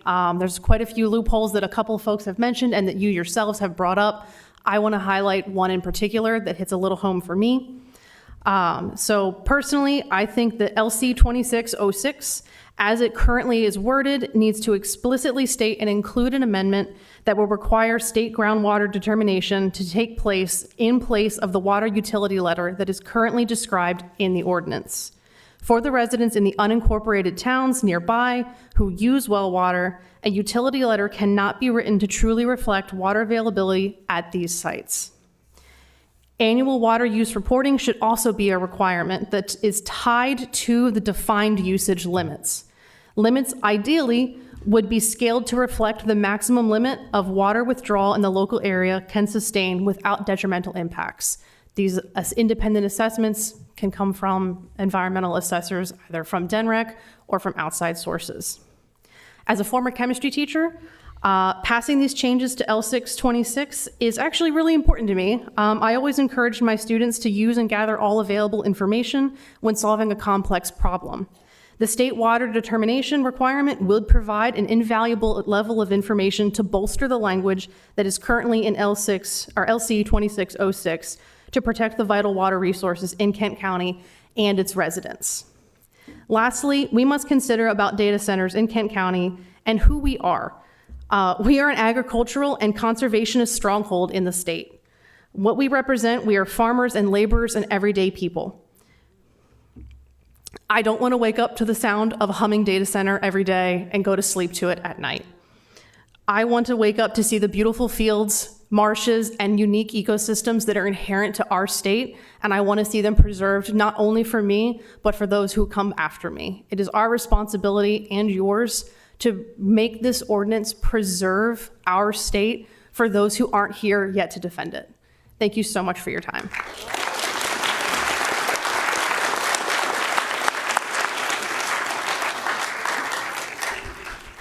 Yes, ma'am.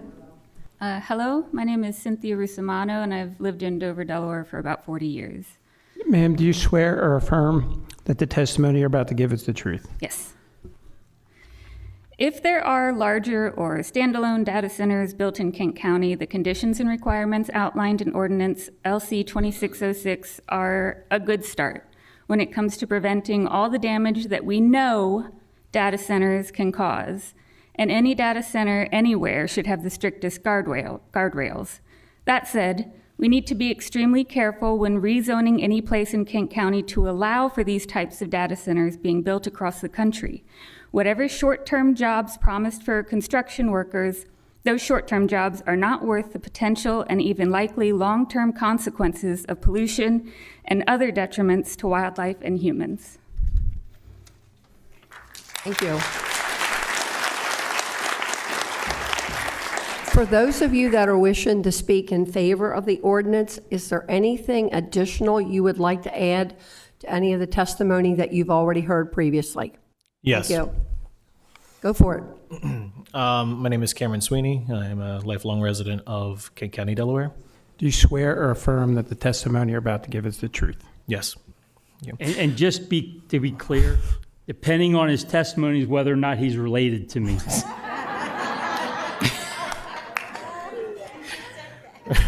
Regardless of my testimony, I am related to Jody Sweeney, whether you like it or not. I am not just a resident of Kent County. My family is being raised here currently. I have 2 little ones, but I'm also a school teacher, so all of my students who are also my other children go here as well. I believe that it is extremely important that we workshop this particular issue. You can see how many people sitting in this room today have opinions about this. I cannot imagine that there would not be ample interest in some kind of workshop to continuously improve this particular ordinance and its wording. I think that that's really important, speaking in favor of things like removal of the by right proposition, because I think, as you well know, we are a democratic country still. And in that democratic country, I think we all have a right to speak at every point in time, regardless of what is at stake about how it impacts our community. And so I speak in favor of that as well. So I apologize for reiterating that. I do believe that a workshop is really important. You can see that there are tons of people that are here from various backgrounds. Many of them are lifelong residents here in Kent County, or they may be new residents. They have opinions that I think are really important to hear. And I think bringing on expert witnesses, I think bringing on people that are part of the community. In the education industry, we have a word. It's called stakeholders. We are stakeholders. And to add to that, a lot of people talk about these data centers, which I am opposed to, as being inevitable. I think we are inevitable, not data centers. So no matter how many times somebody waves a cell phone in front of me and says, this is the future, I am the future. We are the future. And I think that's a waste of our time. So thank you very much. Commissioner Sweeney, is he still family? He's got 2 of my grandkids, so yes. Yeah, he's lucky I didn't bring him today. Okay, sir. Hello, my name is Connor Greenwood. I live in Dover. I've been in Delaware my entire life. Sir, do you swear or affirm that the testimony you're about to give is the truth? Yes, I do. Can you state your name again? Connor Greenwood. Sorry, I woke up at 2:30. I saw a Facebook post and I figured I'd come here. I think that it's kind of insane that we need to grow infrastructure for cell phones. It's perfectly fine how it is now. We don't need bigger facilities. We need the land. It's insane. I think you should void the paper that was passed around at the beginning, since there was a lot of confusion for it. I don't think that should matter at all. I voted against. I had no idea there was no label on top. We should void that completely. I just don't want this to turn into, I like that there's guardrails. I don't want this to turn into putting a tourniquet on your arm before you chop it off. I don't want this to be insane. So I don't really know what I'm talking about here, but I just figured that I needed to voice something. Someone's gotta, so.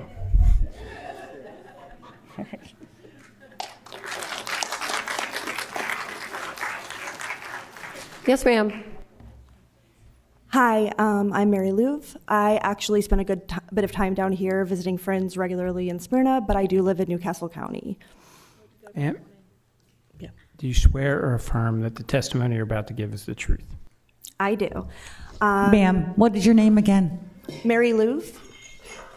Hi. Mary Lou? Louv, yes. Okay, oh, Luth, thank you. Yep. I just want to say that I agree with the by rights. I do agree with the fact that this should be tabled for further verbiage concerns. And I did actually have a few suggestions as a engineer who has worked in the marine industry for the last 10 years of ways you can actually close in some of those loopholes that are in this ordinance.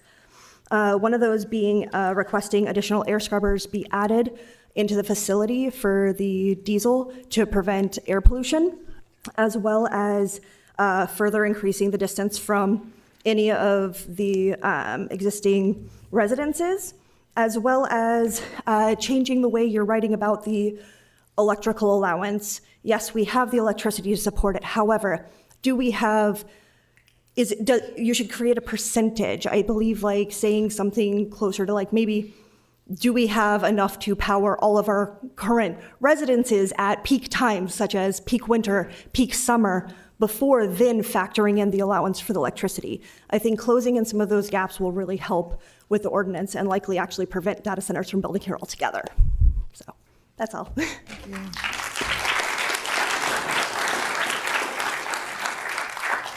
Now the esteemed Mr. Buxton. All right. Hi, everybody. Yeah. Eric Buxton, and ready? Eric Buxton, Canton, Wyoming, Delaware. I usually don't swear members of the General Assembly, but I'm sorry I have to do so. I appreciate that. And do you swear or affirm that the testimony you're about to give is the truth? I swear. So thank you. I just came. I didn't plan on speaking, but I wanted to come down and say hi. It's good to see you. I appreciate the work and the comments made by the ordinance. I really appreciate the fact that the community showed up. I wish that the General Assembly would take note of this, because this is many times what's missing when we go to make votes, that we feel, touch, and appreciate the concerns before we actually make it a vote, and I mean right before we make it. I said to folks that asked me the thoughts on the ordinance itself, I said the county has two options. The county needs to make a decision either to ban them outright or use a moratorium of sorts, or the ordinance. If you're not going to ban or not use a moratorium for an extended period of time, and why would you do that? Because of the testimony presented that says it's ever evolving, that there are a lot of options right now that are being presented that might make the ordinance better. And why would you ban it? Because essentially you're doing that anyway with the ordinance that you have. So why not just eliminate the apprehension, the tension in the room, gain the confidence of the community and say, listen, we just don't want them in Kent County. And you could do that.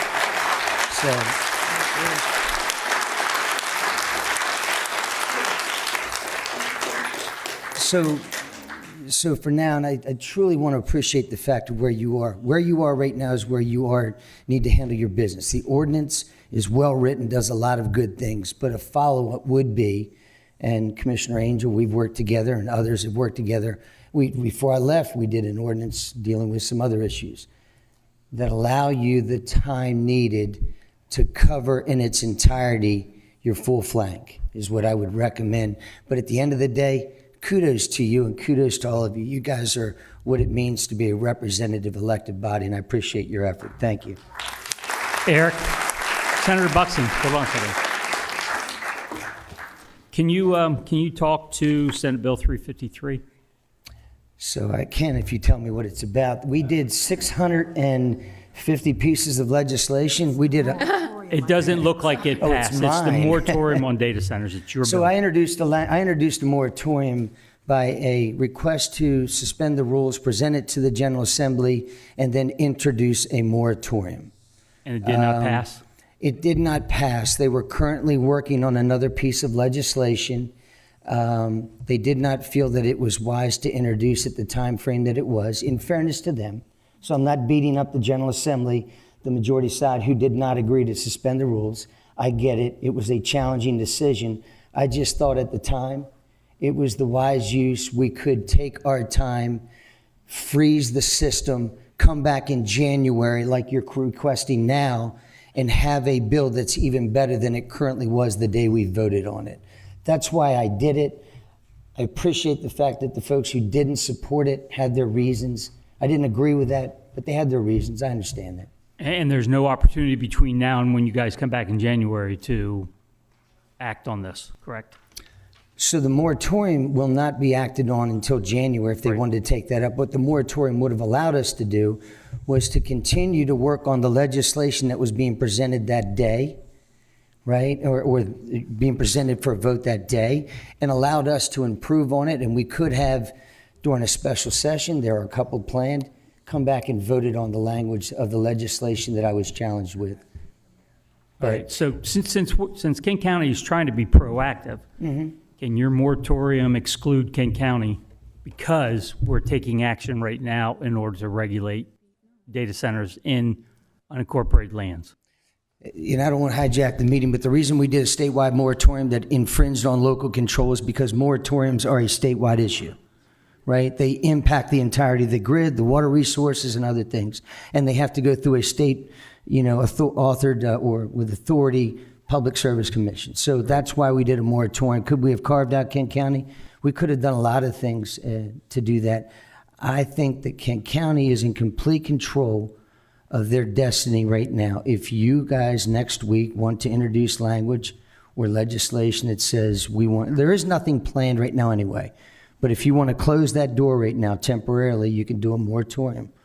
Or you could really simply, or you could really simply just look at what's been said. The zoning requirements in there have all but narrowed it down to one spot. And then you've just heard that that one spot is not a useful spot because of the railroad. And so if that's what you're saying, you're basically banning them anyway, then just ban them. Just go ahead and ban them.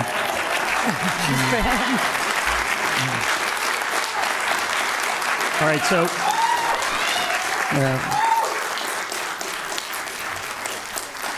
all right, just to be clear, you've heard two words here, moratorium and a ban. Moratorium is not a ban. Moratorium is stop until this date. Right. Well, we're already taking action which negates that date. I'm going to ask the county attorney, what is the process for banning a specific type of construction in the county? Excuse me, I talked about this earlier. I want to perform more research on this subject, and I'll tell you why.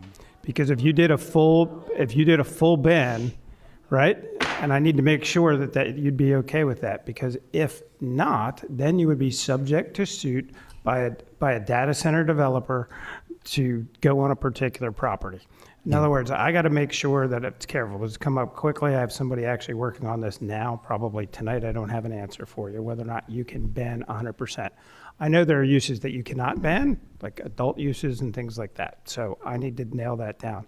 A moratorium has to follow under Kent County Code, and I'm trying to remember the name of the case, but under Kent County, it has to follow the process that you have to go through for any other ordinance. And there's a case out of the Court of Chancery that says that. So in other words, if you imposed a moratorium, you couldn't do it here. You'd have to have an ordinance put together for the moratorium. It would have to go to the Regional Planning Commission and follow the standard process. That's just the way the courts have said.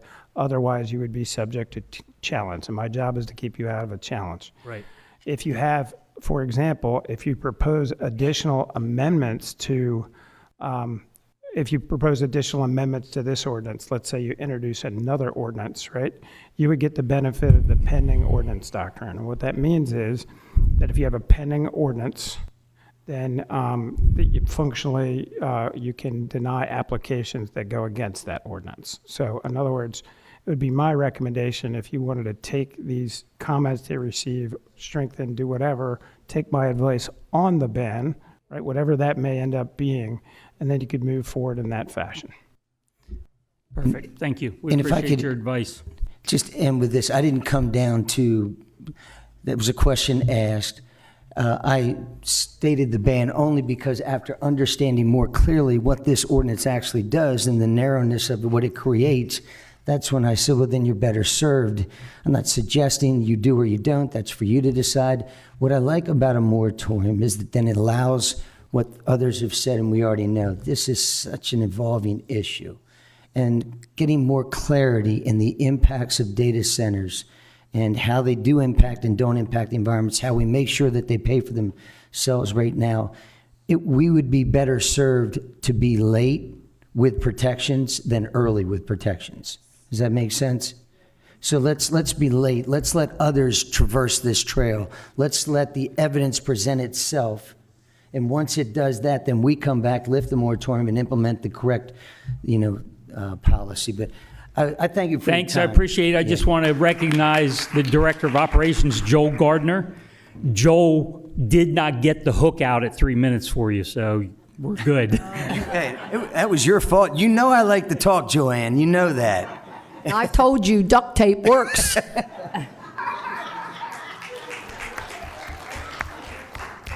I love him. Yes, ma'am.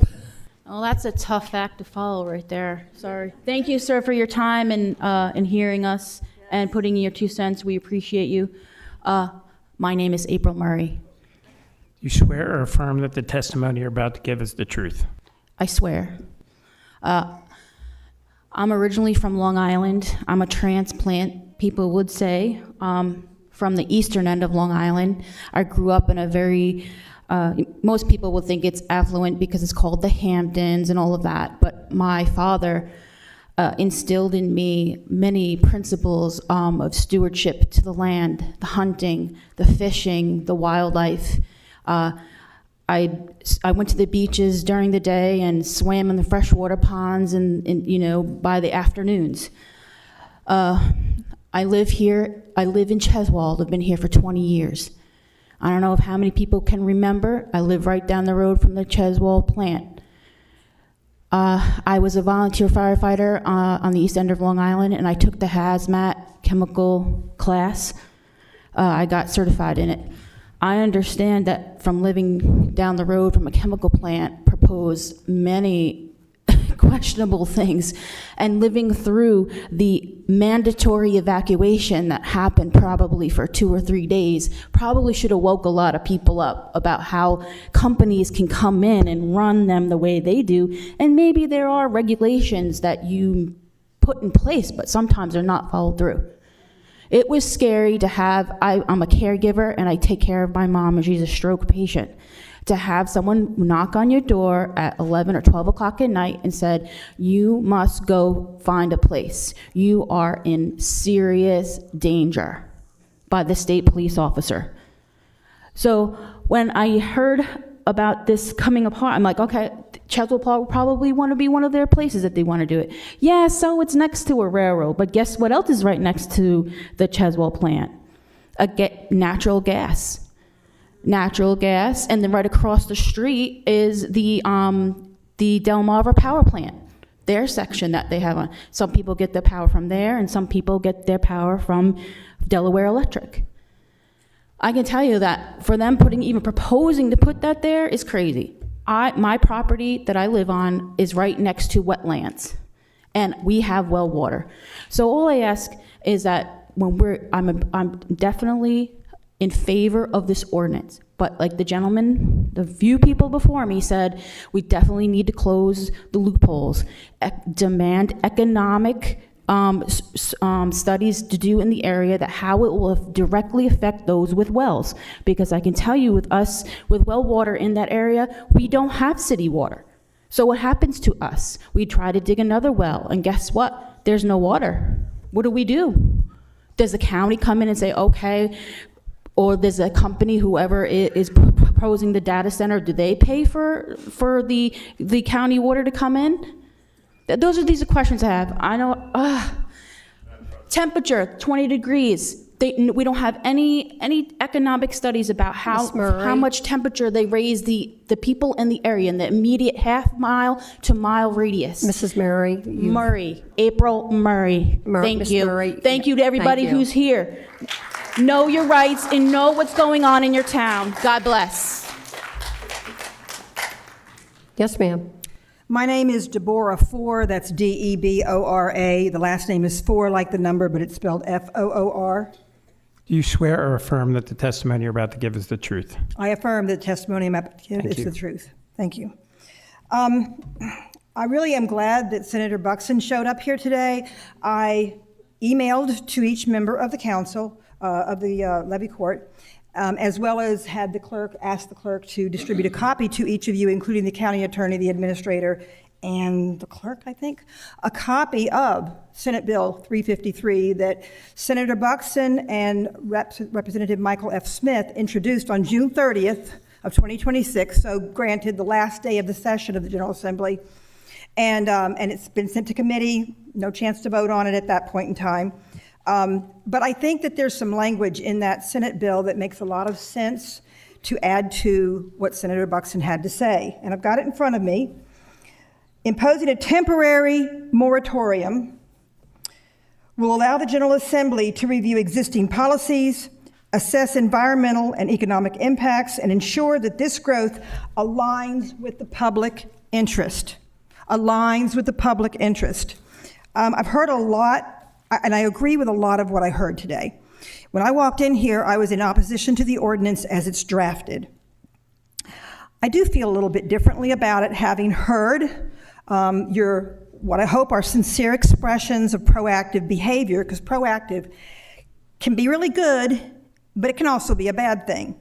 I do take some issue with, and I don't want to blame it on anybody, but that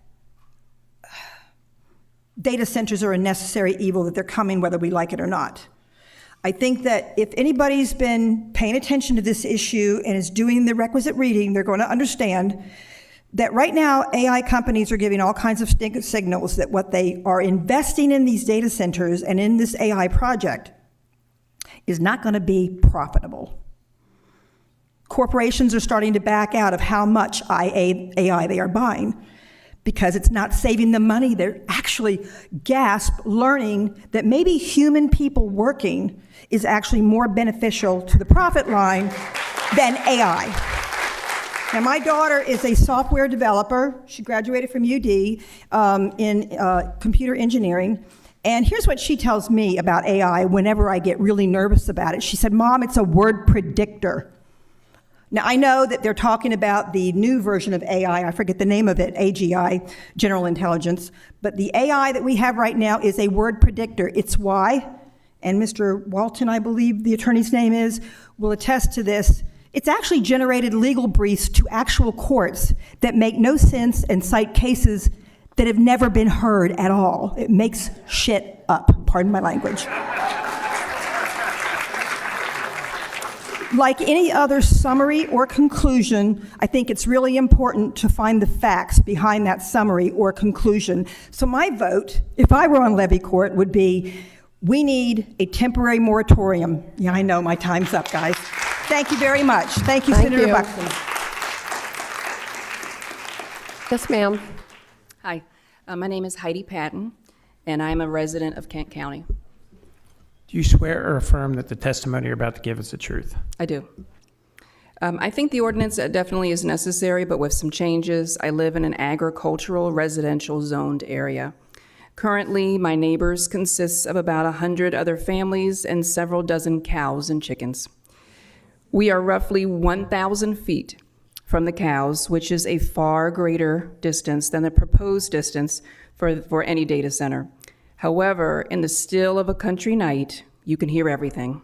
Every cow, every chicken, and if approved, the way the ordinance is written, the continuous hum of a data center.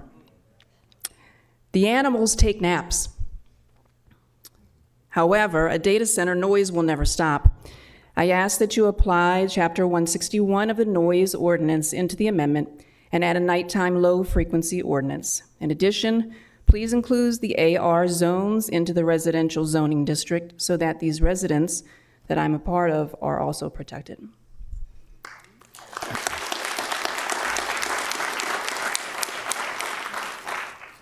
Yes, sir.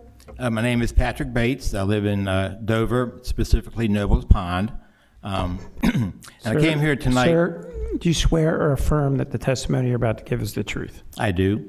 I'm sorry, sir. What is your name again? Patrick Bates, B-A-T-E-S. Thank you. So I came here tonight to learn, and I've learned an awful lot, and appreciate all your time. But I came with one question. Nobles Pond in North Dover is surrounded by farmland.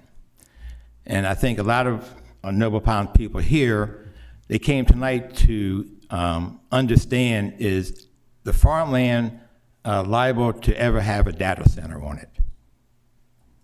Can somebody answer that for me? We stated the only property liable to take a data center is the Reichhold property, and because of the rail, we don't think it's going there. What about There's no other rezoning? property- There's no other property in the county eligible. What about rezoning efforts from data center owners?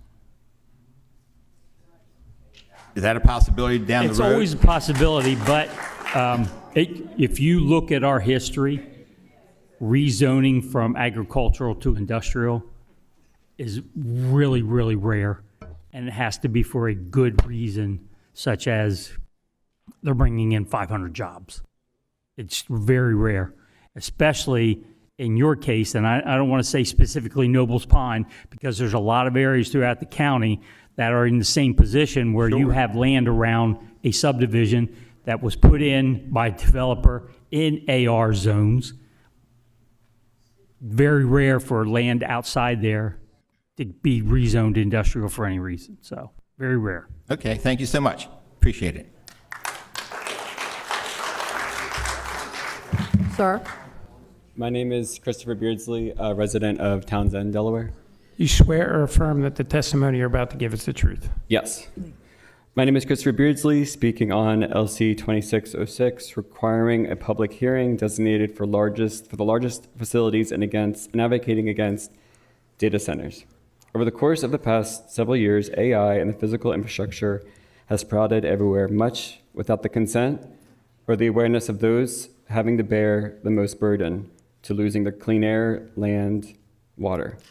Outside interests have started pouring into the state to promulgate the idea that AI data centers are inevitable, putting a hand on the scale and engaging in anti-democratic practices. Requiring a public hearing of the largest facilities maintains the weight of the people's voice. I support LC 2606 with the amendments as discussed today. And the county is right to set the data center rules before data centers arrives. Irresponsible development has swiftly overtaken the places people have been born here, raised here, and moved here. I would adamantly ask that the Levy Court do everything in its power to keep AI data centers out of Delaware, in addition to the guardrails it considers tonight. Let's be clear, no one asked for this. No one asked for data centers. We've asked for clean air, clean water, good schools, good roads, better public transportation, reduced energy prices. What the influx of data centers and our leaders' acquiescence and capitulation to those funding it showed us is that they believe we don't deserve any of those things. AI data centers are only here to profit off of our lives, our land, our well-being. Please act urgently and do everything in your power to keep AI data centers out of Kent County.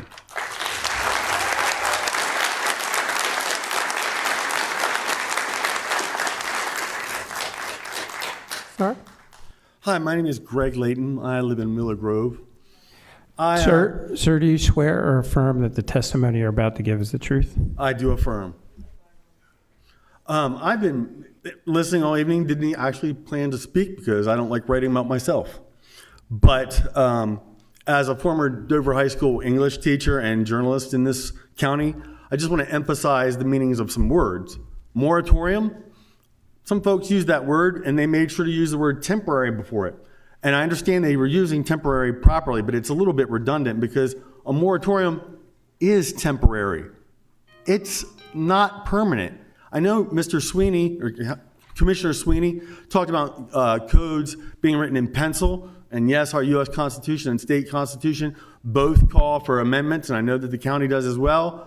But a pencil is a little bit more certain than a hope. And when I heard people talking about sites where data centers could locate, I heard terms like not likely to, not liable to. They probably wouldn't want to. At the same time, folks were telling me that they were going to sue to get there. So I'd rather have something a little bit more certain than we're going to wait a little bit and hope. Put it in pencil at least.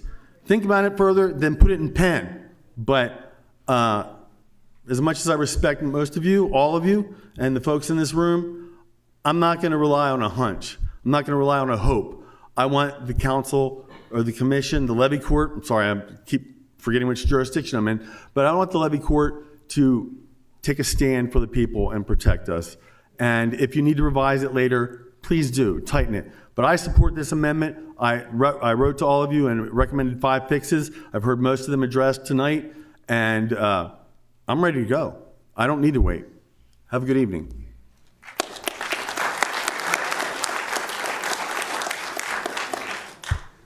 Hello, my name is Joy Woodruff, and I live in Foxhall, Kent County. Do you swear or affirm that the testimony you're about to give is the truth? I do. I just want to go on the record to let you guys know that I like it banned. I am not afraid of AI. I use it every day for work. It's fun, but I don't want to live with it in my neighborhood. I used to complain about the smell of cows. I think I would rather have that than the humming of a data center.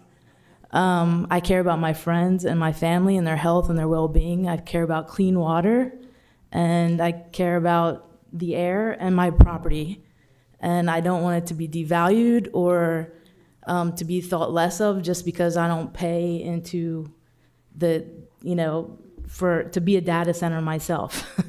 So I would like you guys to take into account my feelings and pretty much everybody here, I'm sure. We don't want data centers here. And I'm for all ban. I understand the moratorium thing. And but I do understand that you need to put something on the books to keep it, legit, but 500 feet is nothing. So do the 500 feet at least. Thank you. That's all I have to say. Thank you.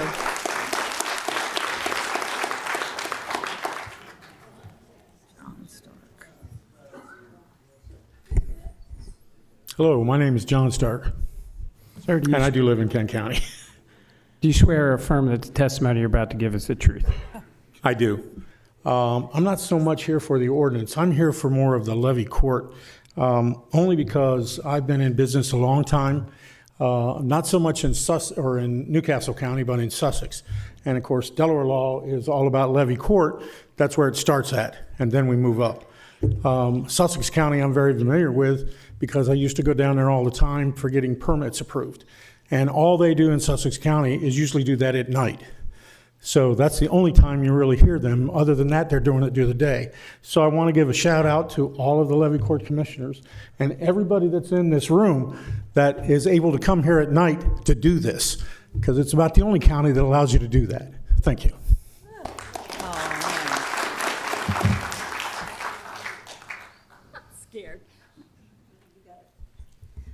Hi, I'm Mary Ellen Bowers.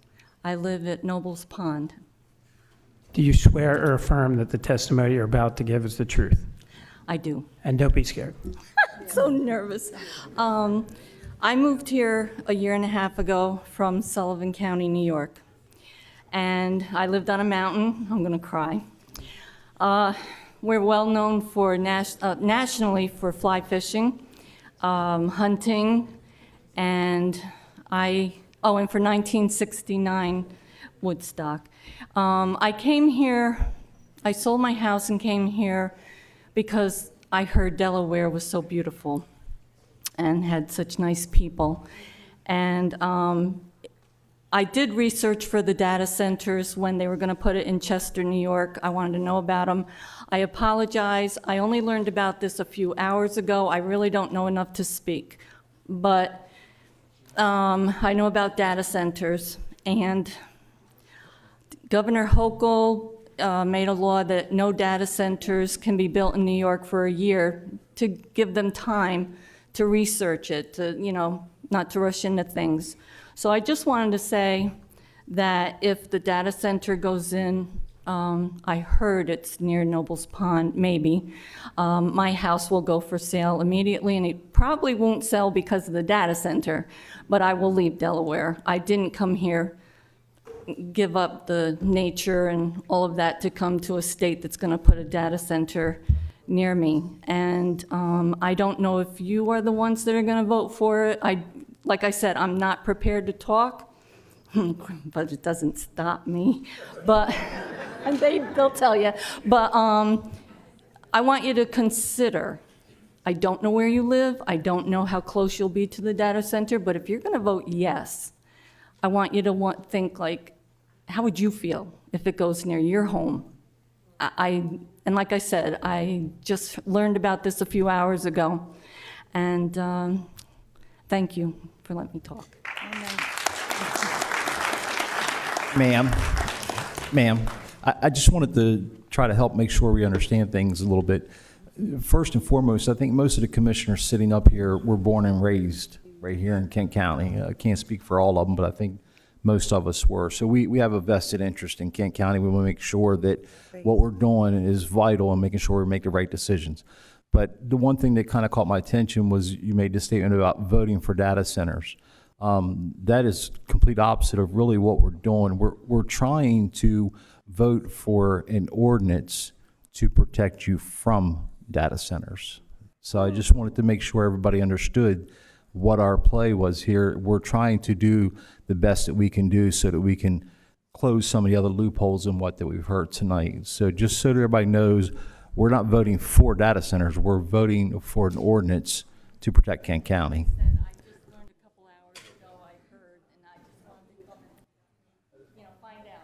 Night. Hello, my name is Sean Samuel. I'm a resident of Camden. Sir, do you swear or affirm that the testimony you're about to give is the truth? I do. Sean, what is your last name? Samuel. Thank you. So I just wanted to urge you guys to, adopt a moratorium on the data center development. I understand that it's not a ban, it's a pause, and it's an opportunity to ensure that we can make an informed decision before permanently changing the future of our county. This decision should not be rushed. Before Kent County amends its zoning code to allow data centers, we should commission a comprehensive, independent study examining the environmental, infrastructure, and community impacts of these facilities. Those findings should be released publicly so the people of Kent County can understand the risks and benefits and participate in an informed discussion about the future of our county. We have a responsibility to protect the environment that makes Kent County unique. Our forests, wetlands, waterways, farmland, and wildlife are not simply vacant land waiting to be developed. They are part of our community. They cannot attend these meetings, they cannot vote, and they cannot speak for themselves. That responsibility falls on you guys. Not every industry that comes to Kent County is an industry that belongs in Kent County. Responsible leadership is not measured by how quickly we approve development, but by whether we have the wisdom to pause, ask difficult questions, and protect the people and natural resources entrusted to our care. I urge you to place a moratorium on data center development until the facts are known, the public is informed, and Kent County can make a decision based on evidence and not urgency. Thank you.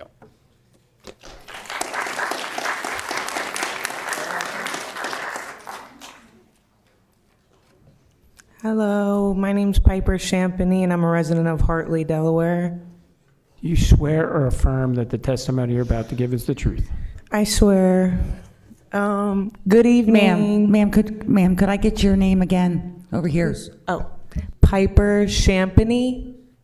Spell the last name. Champiny.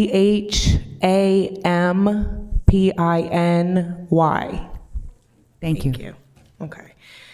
Good evening again. I'm a resident of the 6th District. I'm represented by Commissioner Paul Hertz, and I'm here today to voice my strong opposition to data centers ever entering the state of Delaware, let alone Kent County.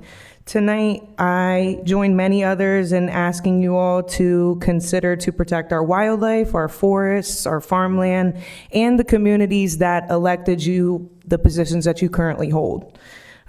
Because my time is limited, I can't walk through the extensive research on the environmental and quality of life impacts associated with data centers. However, I encourage all of you and the public to review that research before making any decision on regulations, period. The Levy Court states that it is committed to serving the public and ensuring that the best possible decisions are made for the enhancement of Kent County residents. I don't know how inviting data centers by introducing regulations is for and respects that commitment. In 2019, OpenAI co-founder Ilya Sutskever said he believed it was pretty likely the entire surface of Earth would be covered with solar panels and data centers to meet the energy demands of advanced AI.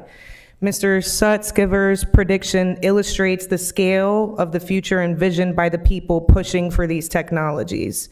We cannot allow Delaware to become a stepping stone toward that future. To Kent County residents, these commissioners are elected to represent us. This November, Commissioners Hall, Hertz, and Pepper will all appear on the ballot. Pay attention on how they vote and pay attention on how they move with regard to LC 2606 and decide whether that vote reflects the future you want for our county. Commissioner Hertz, as my representative, I ask you to think about the future you want for your grandchildren and about your legacy that you will leave behind for them. Will they be proud of it, or will they have to suffer through it? Thank you.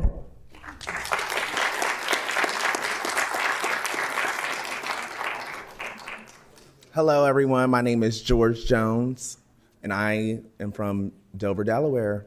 You swear or affirm that the testimony you're about to give is the truth? Nothing but it.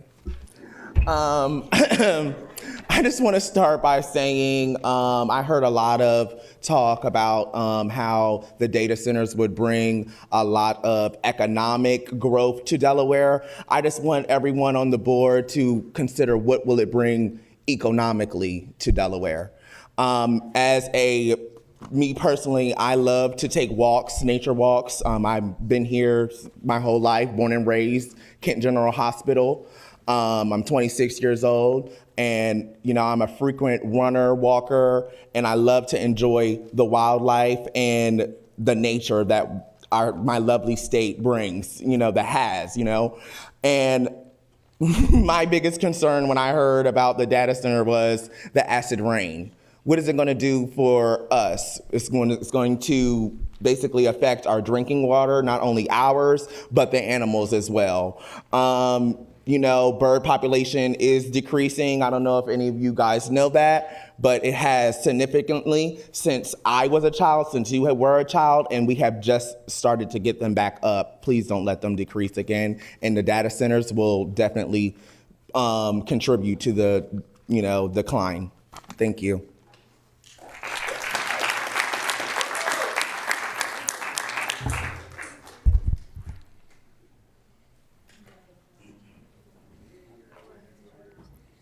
Sir, can you state your name for us? Good evening. My name is Francis George. I'm from Foxhall Development in Cheswell. Sir, do you swear or affirm that the testimony you're about to give is the truth? Yes, sir, I am. The reason we're here tonight, we have a letter. 258 people live in our development, mobile home park. We have to come up with $22.5 million in 30 days, or the owners will be selling to a data center, and they will be resubmitting the paperwork to redevelop the park from a mobile home park to whatever you need to put up the building. So I'm here by my half of a few fellows here. We're trying to save our park. Most of the park people are from 25 up to 90 years old. So I'm here for them. I'm fighting for them. God, I hope not. So if you people can stop Pat Davis and his sister from selling this park and getting the paperwork done to block it, please help us. Sir, we restate where you're from? I'm from Fox Point, Cheswell, Delaware, but I live in Dover, Delaware address. We have 200, there's a few vacant right now, so I'm saying 257 homes. So we have 30 days to come up with that number, or it will be sold, as we've been told, to a developer for the data center.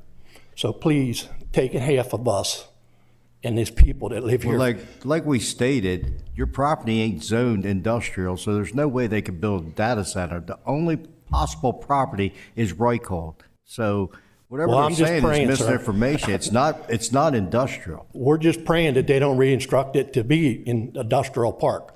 Well, that would be us, and Well, that's why I'm here, buddy. I'm here to ask you all to please stay with us. Please stay with us. God, I'm asking you, please help these young people and old people. That's all we have. There's no way that I could walk through that park and come up with 22.5 million out of that park, because most of us are living from day to day. Sir, question. Fox Point, isn't that in Cheswell municipality? It's in Cheswell, but we have a Dover address because of the mailbox post office is so small. Our mail comes from Dover up to No, Cheswell. I understand that, but aren't you in the municipality of Cheswold? Aren't you in town limits? I'm looking for the town limit sign. They've all been removed but one, and that's out by School Lane and, come on, fellas, what's that street? yeah, but part of the reason Commerce that's, Street. I think for your commissioners, because I have a house in Cheswell. Okay. So what happened is the legislator took Noble's Pond out of Cheswell. Right. When they did that, you lost 4 councilmen on Cheswell because 4 of them Right, lived in Noble's exactly. Pond. They can no longer serve. So Right. Cheswell now is down to 2, and they're sending letters out to say, hey, what do you want us to do? Believe me, if I was going to stay in Cheswell, I'm here for the park, the people of the park, the ones that wanted me to come out and speak tonight. I'm not much of a speaker, I'll tell you that outright. But what I'm doing it for the old folks, the ones that can't drive down here and get in up here and say, hey, help me, people. Yeah, but you're in town limits of Cheswell. Where is the town limits, sir? Do you know? I mean, I've been trying to find a sign. I've even go to the town office and they say, I think the town office could tell you, but I know it goes out past the state building. What's that trailer park on the left-hand side going out town? That's us. Well, that's us. That's Cheswell. Yeah, Okay. Sir, I would Yes, ma'am. suggest tomorrow that you pay a visit to the town hall in Cheswell and ask to speak to Sarah Hall. Yep. I believe she can tell you, but I'm almost 100% certain you're in a municipality which we do not govern. I'm praying, honey. Please, I'm not praying. Thank you all for your time. Understood. And a good turnout for tonight. Thanks again.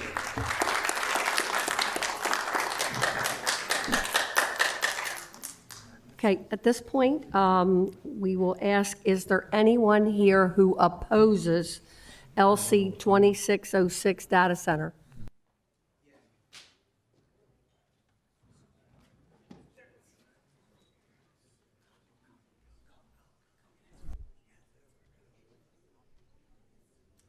Are you ready?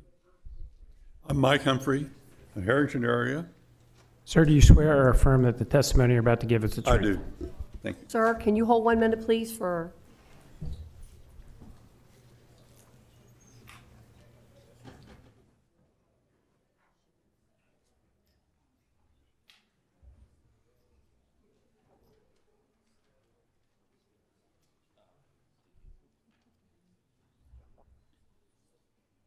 Just a quick message. We're going to continue with folks here that oppose Ordinance LC 2606, but for those of you that are online, please be patient. We will get to you and ask to hear from those who support LC 2606 and those that are against it. Thank you. Go ahead, sir.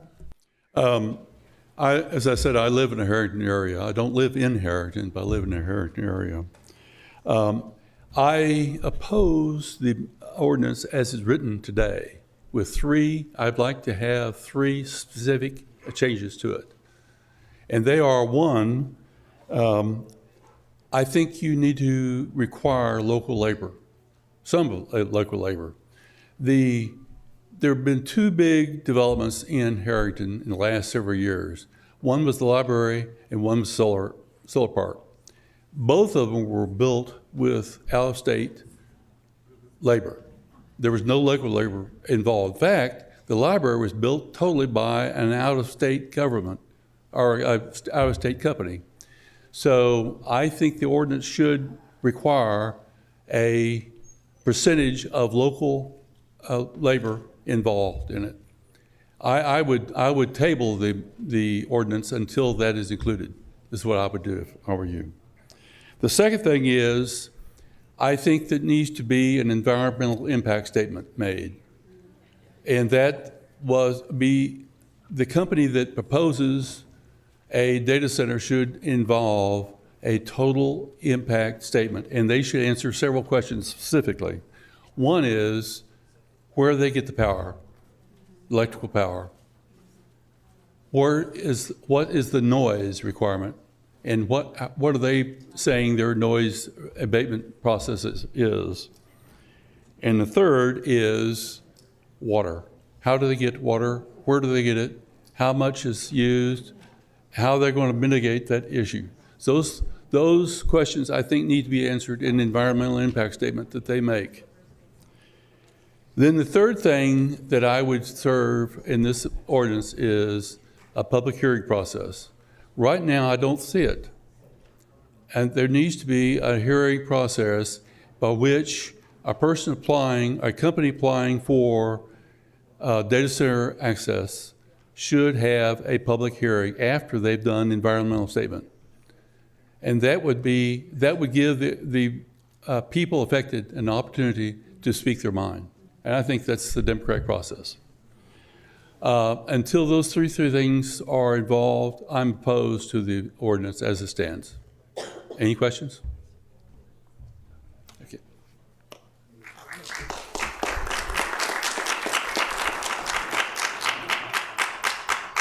Hello, my name is James Chrisman. I live next to the Eddie Evans farm, and that's actually in Nobles Pond.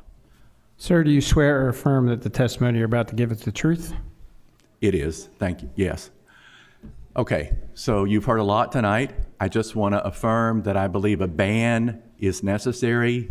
I don't think this should pass. I don't think it's ready. I think there's lots of risk in passing it, and we heard that tonight. That doesn't make sense to be proactive for something that's going to cause greater damage. I think passing it is going to open it up to greater damage, and you've heard all the reasons why data centers can cause damage. I don't think you should act on this. So I'm going to request that you don't pass it, that you do pass a ban. That can be changed, I think, eventually, because I think there's great risk. I actually don't think Delaware as a state should have them. I think they're a major environmental danger, and I think they shouldn't exist in this state. Thank you.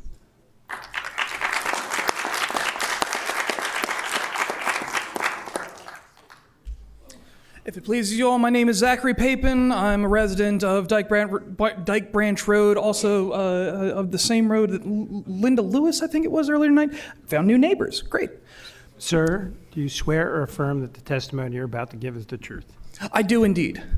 So, I get about 3 minutes for a guitar solo here. For what it's worth, I'm a local music teacher, and my attention is turned towards education when it comes to data centers. My knowledge is that, one, students are using it more and more. That's a problem. I am opposed to the data centers.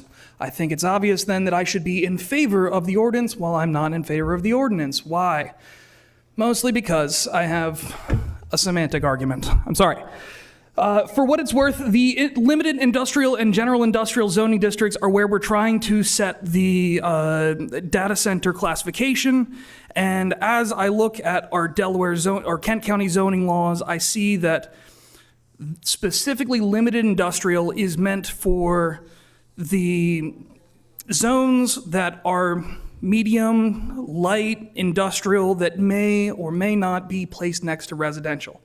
I thought that a little odd, especially since we do have the general industrial zone that says it's for objectionable, potentially objectionable industry.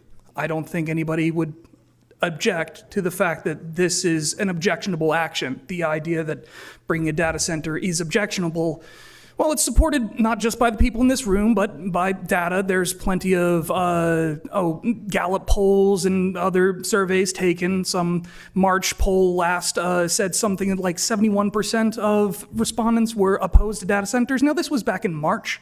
It has not gotten better.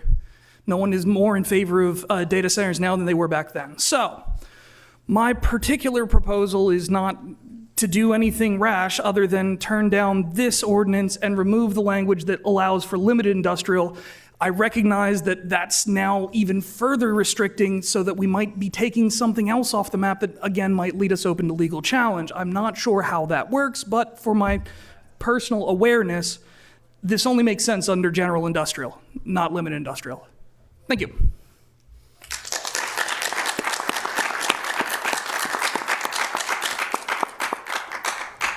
Sir, give your name and address for the record, please. Chris Jenerick, Nobles Pond resident. Do you swear or affirm that the testimony you're about to give is the truth? Yes, I do. Chris, what was your last name? Jenerick with a J, Jenerick. Thank you. This is really a clarification question. It concerns the water.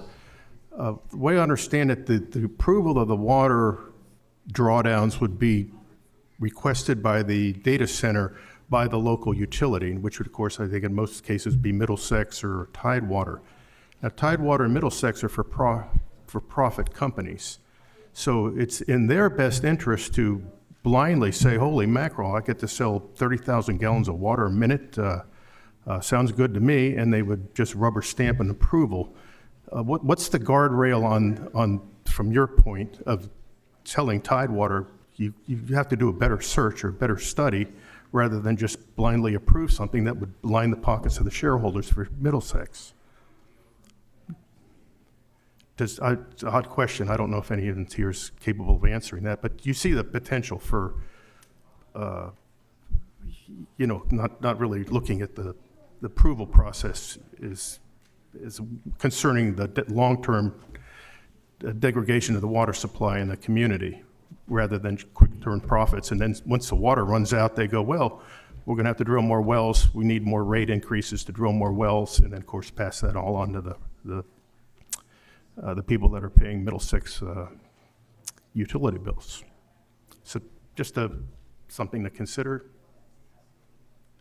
Thank you.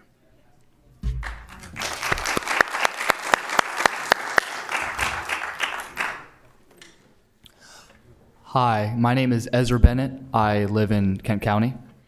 Sir, do you swear or affirm that the testimony you're about to give is the truth? Yes, I do. Hello, I will try not to take too much of everybody's valuable time. My name is Ezra Bennett. Less than 1 week ago, I turned 17. I've been a resident of Kent County my entire life. I go to school in Kent County, I work in Kent County, and I certainly contribute to the local economy.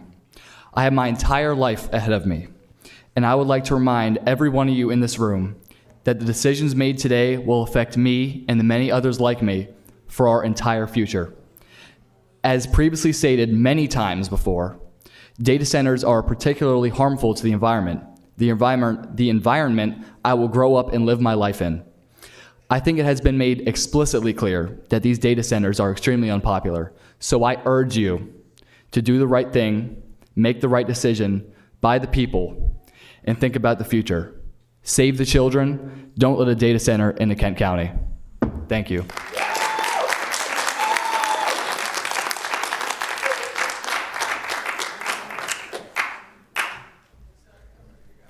Good evening. My name is Jeff Allen. I'm a 40-year resident of Kent County and currently live in Nobles Pond. Sir, do you swear or affirm that the I testimony you're about affirm to that give? my testimony will be honest to the best of my knowledge. First of all, I appreciate the patience that every commissioner has shown tonight in listening to people say how they hate data centers when the question at hand is, do they support an ordinance or do not support an ordinance? And we've heard an hour and a half of people rambling about how bad data centers are. I would support the legislation, but I don't, because I think the setbacks are way too small. And if we doubled the setbacks, we've already said, I've heard numerous times, we're going to amend whatever we approve if you approve, and it sounds like it's going to get tabled or approved tonight or at some point. But why not approve it at a more restrictive level than a less restrictive level and work backwards? To put a 300-foot barrier or 400-foot barrier does not protect the people that live in land that's currently zoned agricultural residential, that gets a large pile of money, and an individual claiming the rights to have their property developed that might happen to be along Route 13. So I oppose the legislation as presented. I would fully support it if the setbacks were doubled. That's all I have to say, and I appreciate your patience for all what you've listened through tonight. Thank you very much. Good evening. My name is Jerome Hudson, and I have a question. Sir, before you get started, I'm over here. Do you swear or affirm that the testimony you're about to give is the truth? I swear. My question is, with $22.5 million in 30 days, if that is not met, what happens next? Do we get help relocating? That is my question. Sir, are you referring to Fox Point? Yes, excuse me, I'm sorry. Yeah. Yes, Fox Point. Sir, if you're referring to Fox Point, it's in the municipality of Cheswold. Kent County Levy Court is not part of any of that decision, sir. Excuse me, I didn't understand that. Your question is, if $22.5 million is the price that Fox Point's been offered. Correct. Your concern is what happens. Because Fox Point is in the town of Cheswold, Right. Levy Court does not have any say over who that gentleman sells his property to. We don't have any control. Oh, okay. So and everybody's in awe as to what happens next after tonight's meeting? Tonight's meeting is about an ordinance, whether people approve or oppose an ordinance about data centers. It doesn't have anything to do, sir, with Fox Point Mobile Home Park. We have no control over that location. Okay, thank you. I'm sorry, but thank you.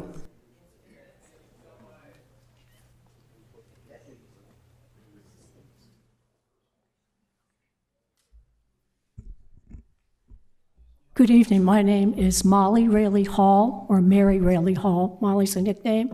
I'm a resident of Dover, outside city limits in Planters Woods. My commissioner is Jeff Hall. Do you swear or affirm that the testimony you're about to give is the truth? I do. Thank you. I thank the commissioners and the staff for all the work you've put into this, and even the Economic Development Coordinator for all that they've done to try to look from their point of view what might be good. I do not support the ordinance as written presently. I told a friend I was going to try to come here tonight, so I'm a little hoarse, and she said, why not ask the question, why does Kent County need data centers? And I keep hearing terms like it's a necessary evil, we have to be proactive, if nothing, there would be no guardrails. I've heard you say that. I do want to say something. I've lived here since April of 1989 in response to an ad in the Washington Post for a full-time job with benefits with the state. I too have a vested interest in Kent County. I know and love people who have been born and raised here, okay? So I have it hold close to my heart. But I've lived other places, and I can tell you about the experiences other places have had. My concern is also with the draft ordinance. I'd like to look at it more so. I think that there is the reality that if this is a permitted use in the zoning ordinance, you're saying we're permitting data centers. I want to clarify, is it presently stipulated that data centers are in an industrial zone? Am I right or wrong? I'm sorry, I haven't researched that. Okay, if not, then you're really creating a path forward. The question I have, has anybody looked at the latest General Assembly legislation, not just what Representative Buxton said, but there was a raft of bills that were passed. And they try to address concerns people had about data centers. And yet it's down to this level about what specifically site-wise. I have a lot of concern about the buffer. My question is about the acoustic barrier. Did I hear that right? Because as one who wrote a position description for a noise analyst before I retired for somebody to take my place. I think the buffer has got to be much greater, all the concern about low-level noise. And where did you get your jurisdictions? Because it's Northern Virginia, so many people are fleeing the data center corridors because of quality of life. So, a noise barrier with vegetative barrier, that's nice, but we're not solar and wind energy. This is a data center, if that's the comparable. Also, are you acquainted with the proposed data centers in southern Maryland, where I'm from originally? Are you acquainted with Calvert County, Maryland? Heard anything about them? I suggest you might look up to see what they've gone through and how it has really brought people together from all persuasions to oppose what was a clear and present proposal. Thank you for your time. Thank you.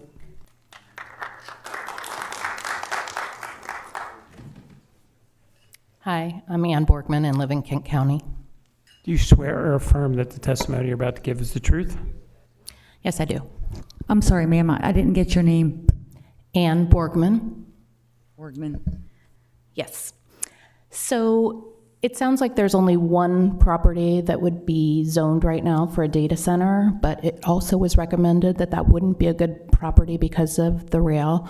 It seems like it would be then a good move based on public sentiment that everyone has here today to just ban them completely in Kent County. And we can set a precedent also within the state with our leadership and with the municipalities.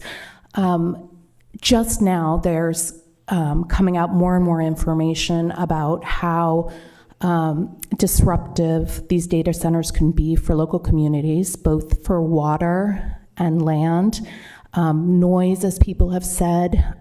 There was a rancher in Texas who talked about how his animals lost 30% of their body weight, and then they weren't able to breed properly. Also, in the states of Michigan and Georgia, we've seen problems with the groundwater, where chemicals have been found that were never found there before, and it's affecting water as well. And just in terms of the what it's doing to electrical grids and costs that were never anticipated before. So I think it would be best to have a ban. Second best would be a moratorium where people could do more studies, because this is a new phenomenon and we're just learning about impacts to the environment and to the people that live in the communities where these data centers are. We're a small state, and we have 43% of Delaware is actually with agriculture. So I think we really have to have environmental studies and open public hearings whenever a new data center is proposed. Thank you.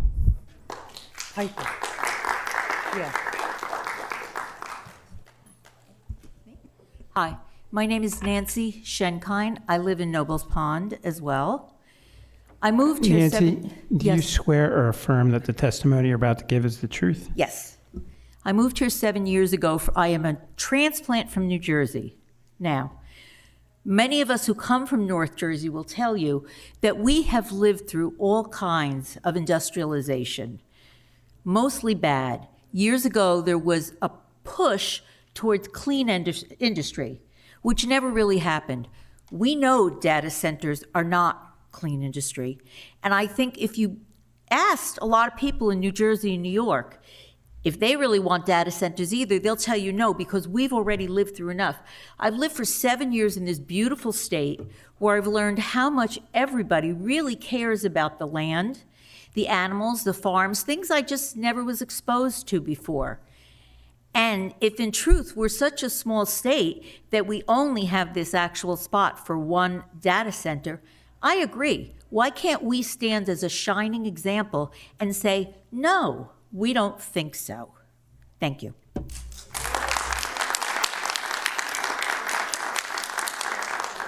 Before we go to those on the line that are either going to speak for or against the data center, we're going to cut this public hearing off at 10:30 because we still have 4 other items that we have to do public hearings on.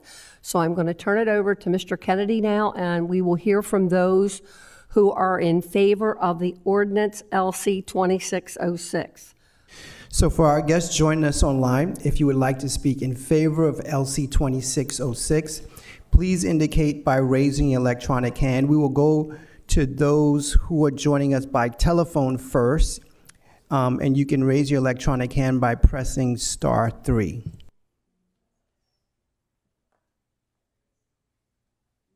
Okay, for everyone else online that would like to speak in favor of LC 2606, please indicate by raising your electronic hand using the icon at the bottom of your screen. Okay, Reverend Dorlina, if you can unmute your line, give us your name and address, and be sworn in by our attorney. Yes, good evening. I'm Doralina Salmons Hackett. I'm a resident of Noble Pond. Do you swear or affirm that the testimony you're about to give is the truth? I affirm. I've listened to everything that's been said tonight. I'm a 3-year resident of Nobles Pond. I lived 20 years in the state of New Jersey and got asthma living in that state. I spent 13 years living in Maryland and was subjected to all kinds of things. I moved here because of the nice surroundings and the reputation that Delaware had for being such a clean state. And I really opposed having this data center, especially if it's going to move at Eddie's farm next to us, a couple of 100 feet away from my house. I didn't move here to have a data center up in my neighborhood. And I really don't. We have bad enough problems now with electricity. When it's real hot outside, the electricity goes off. When it's storming, the electricity goes off.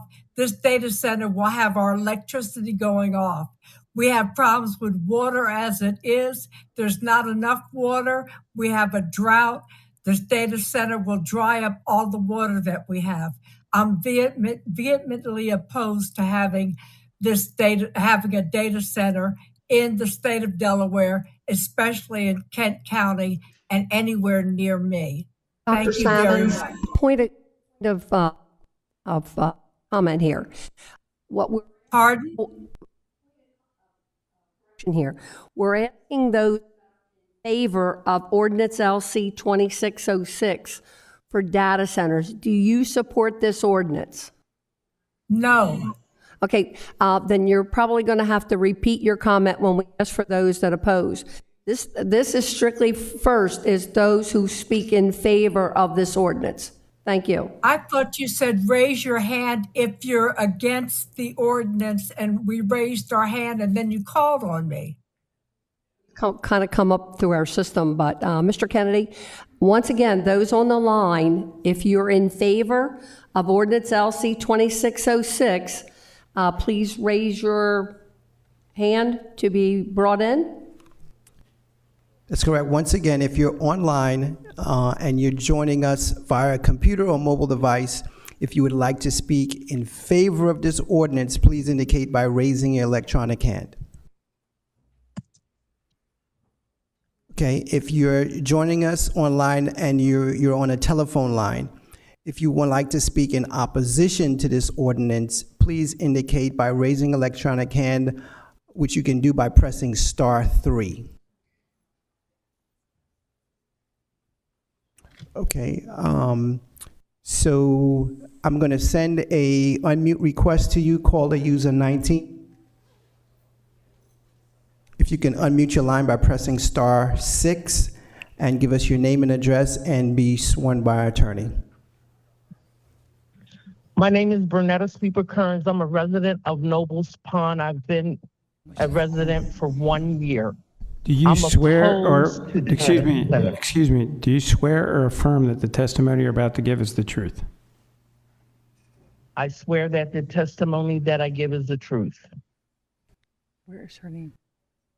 Go ahead. Bernetta Sleeper Kearns. Go ahead. Did you hear me? We Okay. can. Go ahead. I am a 1-year resident of Noble Ponds, and I vehemently oppose data centers for several reasons. One, because of the environmental concerns, I'm from a very small city called Chester, Pennsylvania, where I've been part of a group where we have been fighting environmental racism against incinerators in our community. Data centers pose the same in our overall environment. I am opposed to them. However, in regards to ordinance LC 26-6, if that is the direction that is decided upon as a compliance specialist for several major corporations, I would suggest that there would be specific language incorporated into that ordinance that will specify compliance. Ma'am, you're breaking up, but I think I'm a little confused. The question before us is, are you in favor of ordinance LC 2606? I oppose. Okay. The question Well, came right now, back we're and- asking for people who are in favor of this ordinance to speak. Okay. You may not have realized that you did ask if there was anyone opposed to it, but come back. I'll hold on. Ma'am, you may continue. We don't see any other hands raised at this time for those in opposition. So, ma'am, you can go ahead with your testimony in opposition to LC 2606. Okay, I did hear that I was to speak in regards to opposition to LC. Again, I oppose data centers in a whole for the reasons that I specified. However, if the majority makes a decision to place an ordinance, which as a former compliant,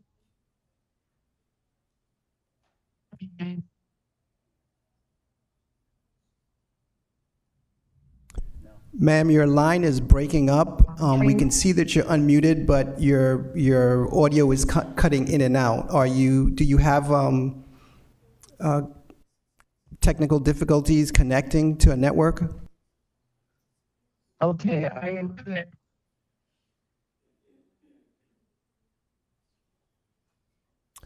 Yeah, so what we're going to do, ma'am, is we're going to kind of put your line on mute for a minute. Maybe you're having some technical difficulties, and we'll go to the next person, Callie Champini. If you can unmute your line, give us your name and address. Well, I just want to make sure that we're talking about opposed, right? That's correct, ma'am. We're making opposition. Now, ma'am, did you speak earlier in the building? My sister did. Okay, got you. Yeah. So if you can give us your name and address and have our attorney swear you in, please. Okay. Hi, my name is Callie Champany, and I'm from Hartley, Delaware. Do you swear or affirm that the testimony you're about to give is the truth? I swear. Okay. I'm just here to say that we don't need data centers here in Kent County, and all of these fears saying if we did nothing, there would be no guardrails for our protection. However, to counteract that point, why not just ban them entirely? Guardrails can be bent. A solid ban, a wall of protection would be more beneficial than a simple guardrail. And at the end of the day, nobody I know and myself wants data centers in Kent County or protections against them. We want a ban. And from what I've seen, limiting data centers to specific zones at the end of the day does nothing. What stops a company from coming in and buying up farmland for millions of dollars and then paying all of you to rezone and allow the data center to be built? Trust me, they have enough money to do it, and they will. I've seen it in Michigan, in Texas, and especially in Utah. And residents of Kent County, especially Hartley, do not have the resources to fight back. Not only this, I want to speak about how they have been consistently known to disrupt the life cycle of important bugs and animals, birds, bats, raccoons, foxes, beetles, and if that wasn't enough, they also suck up thousands of gallons of water, as well as the noise they emit is a horrific, constant buzzing, causing near psychosis in residents who have been living near them. Choose to ban for the future residents of Delaware, your children and your grandchildren, because at the end of the day, you guys are not going to have to deal with this. My generation will. Thank you. Okay, I see no additional hands raised online in opposition. Dr. Doralina, did you have any additional testimony that you wanted to give in opposition? I know you started in opposition. Did you have any further testimony in opposition you would like to make at this time? Yes, they said I'd have to repeat it. You do not have to repeat it, but we're going to give you the opportunity to say something additional if you would like.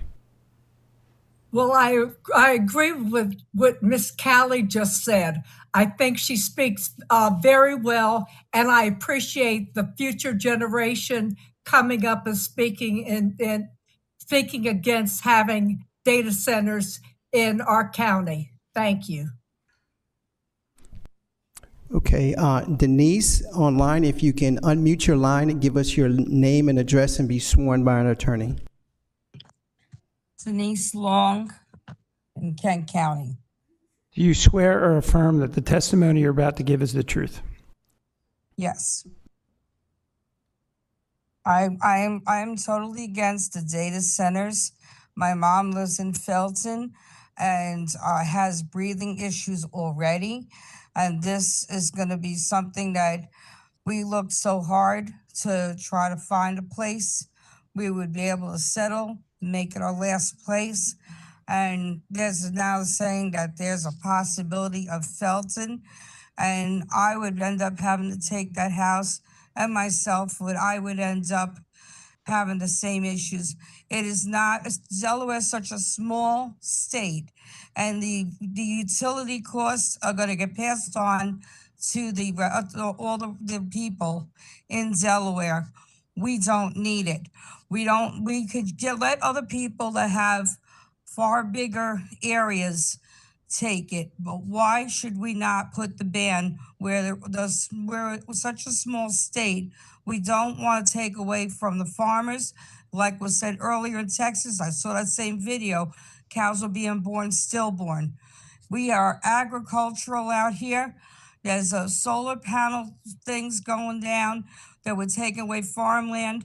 We really should put a ban on it. And as you've seen from everybody who has spoken today, the opposition is so strong. So for everybody out there, all the people at the panel, you have to think about how it's going to affect every resident health-wise, financially, and when it's built, oh yeah, it'll help the economy. Once it's built, it runs itself. So it doesn't help Delaware. All it does is hinder the pollution, the agriculture, and everything else. It's just not feasible. We need to think about imposing a ban on any AI center in such a small state, especially that we're such a big producer of chicken, soy, and everything else. And now we're going to pollute our air and damage our animals and harms the elderly and everybody else and children. We really need to think about, you are supposed to be supporting our people and being there for the people. The resolution has too many loopholes and too many ways it could be changed later. That really, we don't want anything that could be changed. You said it could be a pencil. Well, pencil, that's easily changed. We need a ban. And just, you have to be strong with it. And that's really what my thing is. I know some people talk, give them the floor. I said my piece. It should be a ban with two tiny estate for such a big thing. And the noise ordinance, it's just not acceptable. There is nothing this state can possibly benefit from an AI center. Thank you. Thank you. Okay, we have caller number 10. I'm going to send you an unmute line.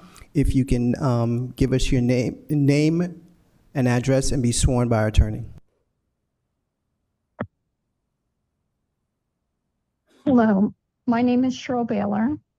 I live in Kent County. I'm not used to public speaking. Do you swear or affirm that the testimony you're about to provide is the truth? Yes, I do. Go ahead. I love this place. I love small town USA. I think it should be protected. We are losing that. The written word is very tricky. People that have the lawyers and the money, they can figure out how to reword our words and use it against us. That's why I'm kind of cautious about the ordinance. I've heard a lot of great ideas about people talking about, making sure that well water isn't disturbed, and environment, and the farmland, and our way of life. So I'm not really sure if the ordinance would even help. But I think we do have to pause. I think we should have a moratorium and really make sure that these great ideas get put into the ordinance before it is voted on. Because like I've heard before, we've had people say, and I believe what they're saying, that once you do put the ordinance onto paper, that it's harder to go back and fix it, to put an amendment. I mean, like when would you do this? When would that happen? What's the guarantee that it would get put back in to make sure that the well water is protected and the I'm trying to think what that was called, the buying. Well, I wrote it down. But just to protect. Hold on, let me look at my notes. Sorry.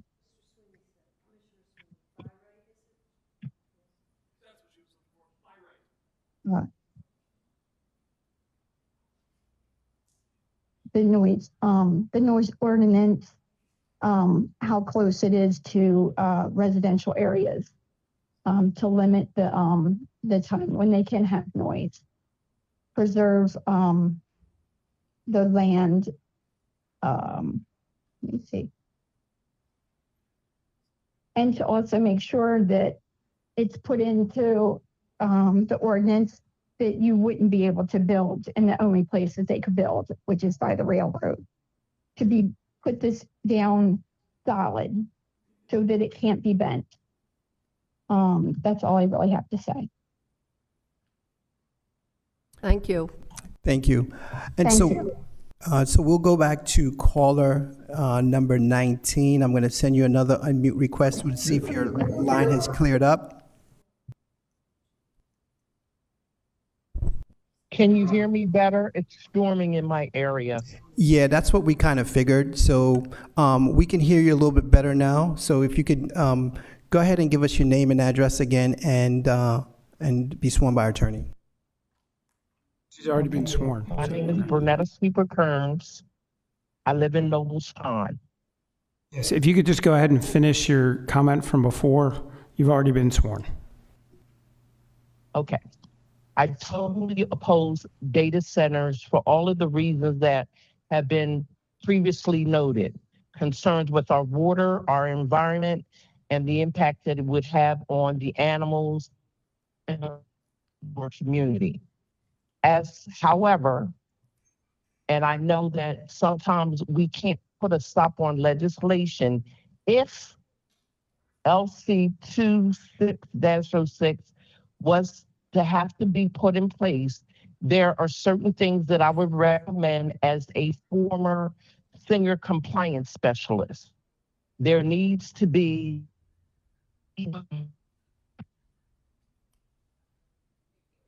I think that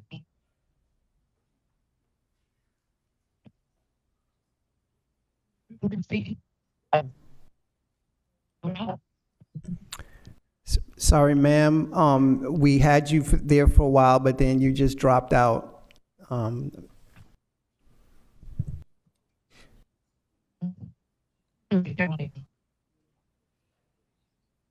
So that about concludes our everyone who's online who wanted to speak in opposition or in favor. Thank you, Mr. Kennedy. Thank you all who came out to participate tonight. It's really great. Appreciate it. We certainly need your feedback. Back to you, Commissioner Hall. Thank you, Madam President. Before I make a motion, I just want to say for the folks online and the folks in the audience, heard a lot of great feedback for us to consider. And overall, I would say the sentiment is no data centers. All right. The best first step in doing that is passing this ordinance. All right. This ordinance does not allow us to ban anything. It doesn't allow us to create a moratorium. All of that would require much more time, much more legal review. And if we don't pass this tonight, then tomorrow somebody could submit an application and they would go by the old rules. So this is a guardrail. And so I make a motion to amend Kent County Code, Volume 2, Chapter 205, zoning, as amended by revising Article 5, permitted uses, Section 205-53, permitted use table, and Section 205-59, industrial uses, and Article 6, conditions of approval, Section 205-72, industrial uses to add data center as a permitted use with conditions in the IL and IG zoning districts, define the use and establish conditions for that use. Second. We have a motion by Commissioner Hertz, second by Commissioner Sweeney. Any questions on the motion?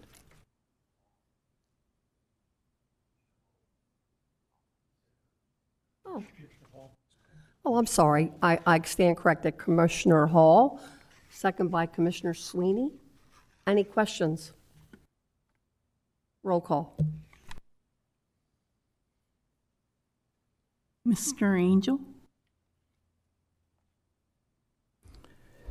Based on Commissioner Hall's comments, there was 27 people in favor of this ordinance tonight and 14 against. In a democratic process, I always go with my constituents. Based on legal and staff recommendations, and move us forth next week for more amendments. After we get something on the books to cover us, I vote is yes. Mr. Hall? Yes, based on staff and RPC recommendations. Mr. Hertz? I'd like to thank everybody for coming out and giving us their opinion, but I vote yes based on staff recommendations. Mr. Pepper?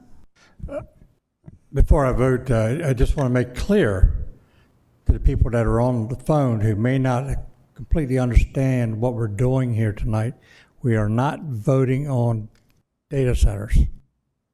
We're voting on this ordinance to control data centers. So with that being said, I vote in favor of this ordinance. Mr. Scott? Yes, I also, based on facts provided and the simple fact of putting something in place to give some sort of protection, even if it may be short-term until other avenues can be addressed, the biggest thing is getting some kind of protection for the residents today. So with that, I will be voting yes as well. Mr. Sweeney? My vote is going to be yes for this ordinance. I think it is the right step to moving toward something that can never be achieved, which is perfection. But we're being proactive, which no other county, no other city, especially in Kent County, has done yet. And that's trying to regulate data centers when they do try to come in to where we can make sure that they minimize their impact on every person that lives around them. There was a lot of misinformation shared tonight, and it would be my hope that those of you who are still left in the audience who are interested, please do your research. Research what data centers are, research how you use them on a regular basis, and realize that at some point, you're going to need a data center because you have the technology, or your email's failing, or your phone calls are failing, or you can't get to your doctor's appointments, something. But just understand that we're trying to make sure that they're regulated, not saying, yes, data centers, come on in. We're saying you can come in, but you're going to follow these rules. And those rules are there to protect you. So my vote's yes. Mrs. Maston? Yes, for all reasons stated. Madam President, roll call reveals 7 yeas.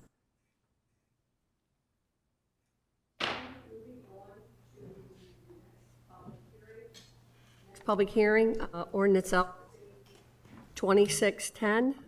Commissioner Hertz. I'll turn it over to Sarah. Thank you, Commissioner. The next ordinance before you is a rezoning or an amendment to our zoning ordinance.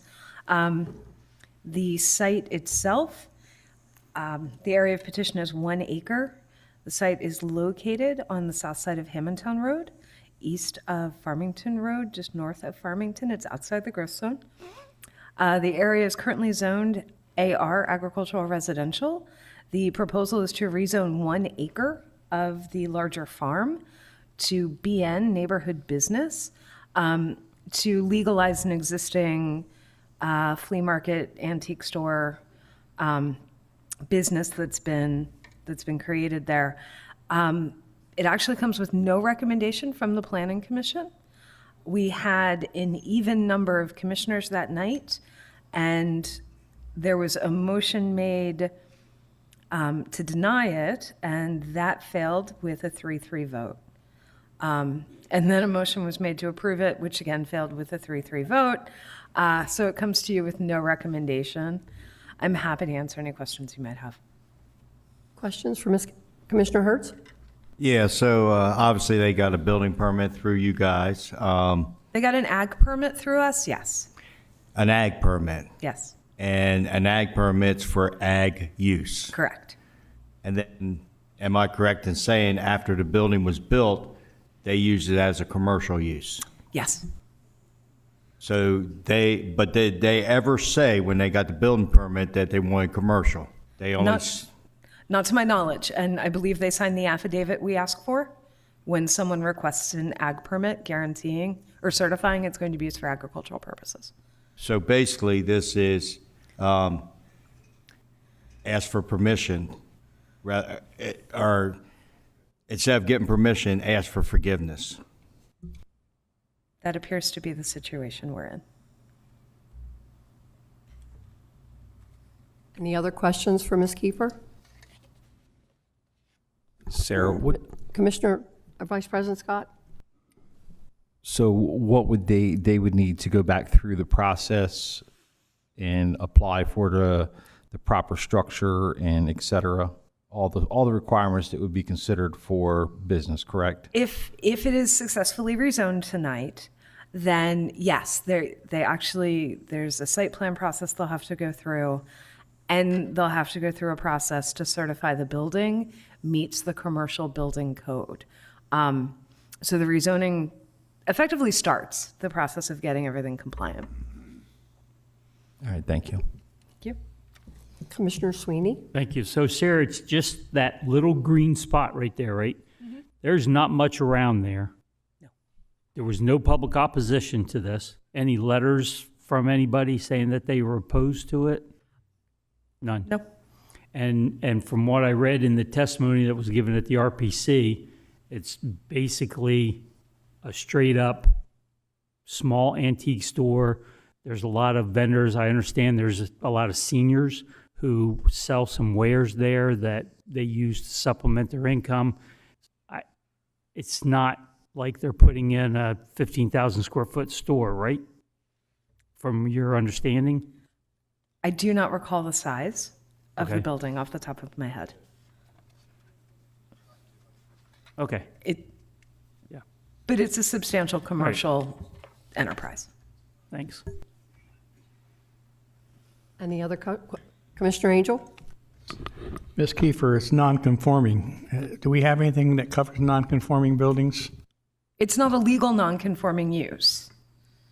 It was simply, it got a permit to be an ag building, but is used for commercial purposes. So it's simply non-compliant. It's not legal non-conforming. Okay, thank you. Any other questions before we open public hearing? Thank you, Ms. Kiefer. Thank you. At this point, we will open the public hearing for ordinance LC 26-10. For those in the audience who approve ordinance LC 26-10, please come forward.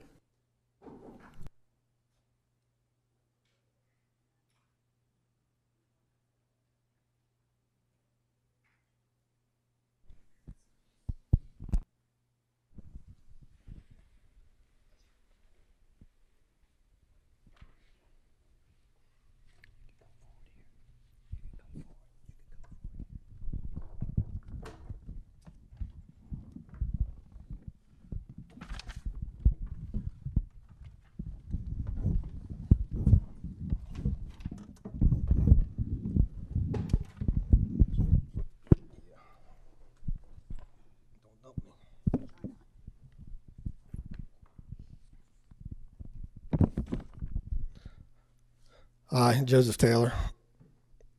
Sir, do you swear or affirm that the testimony you're about to give is the truth? Yes, I do. Are you the owner of the property? Yes, I am. Okay. We're going to allow you to speak a little bit longer. Okay, thank you. So what you see here in the yellow outline is not the entire farm. The 30 acres in front of that green dot is also part of the farm. The farm is 125 acres in total. So my wife and I decided to pull this project after the community solar project we had fell through. When it was approved by the Levy Court, but DP&L intentionally withholded the interconnection permit for over 4 years with no response or recourse. The solar project would have brought $90,000 per year in on that 30-acre field that I just said above that green dot, and prevented future DP&L criminal trespass events, which there are many that I can name. This farm store project was just another means to preserve the farm by stable, diversified income stream. The farm must be managed that way for 3 reasons. Farm rent is low. Basically, 65%, if I rented out all the clear ground on that farm, over 65% of it would be taken by tax, school tax, county tax, or whatnot. Small grain inputs with corn and soybeans on that amount of ground, I would go bankrupt. I would sustain it. I have to sustain it by working off the farm. The farm is being taxed into oblivion, if you really want to know. And the total tax on the farm in 2010 was $548. The tax in 2021 was $2,048.67. The tax in 2025 was $3,763.20. That's a steep incline. I hate to see what it is 5 years from now. The farm store project was built on a building on the farm to sell antiques and crafts as a means to draw people to the farm. While we would get income from antiques and crafts, we would also get increased income from selling farm goods through that store, which is basically called agritourism, which is legal under agriculture. And the greater sales of farm products integrated into the antique craft store include large brown cage-free eggs, honey, straw, firewood. It was planned after the building to do raised mound strawberry beds behind the building with the topsoil that was taken off from the cement floor from digging out for the foundation of the building. And other pumpkins, mums, gourds, and other vegetables or flowers and such like that. But as you can see, that part of that project's been pushed back because I'm out of commission for, 10 more weeks or so before I can put weight on it. The building in the back part of the building was a lean-to, and we were going to use that to store some of the antique farm equipment that we have on the farm, such as a wooden Van Brunt grain drill, which is a precursor to the John Deere grain drill. The one I got is probably built around 1890-ish, and it's in excellent condition. A 1944 McCormick W9 tractor, an 1870s high-top vegetable tomato wagon, and an original Union Army Civil War wagon, among some other antiques that has been passed down through my family. These items could be viewed by anyone in the antiques business, customers with permission or appointment. The main building, like I said, is an antique craft store, with some of those crafts being made on the farm that my wife does, and other spots are rented out to vendors, and most of them are elderly. It is not a normal pole barn, as you may think. The pole barn aesthetics was just to blend into the farm surroundings. More appropriately, it was our goal that we are continually fixing up this farm. The red and black color scheme was to differentiate it from the rest of the farm buildings, which will be green and white. The total cost of that building was over $600,000. That is not your normal farm pole building or ag building. And without getting into too much detail, I'll tell you the roof is designed for 54 pounds per square foot snow load.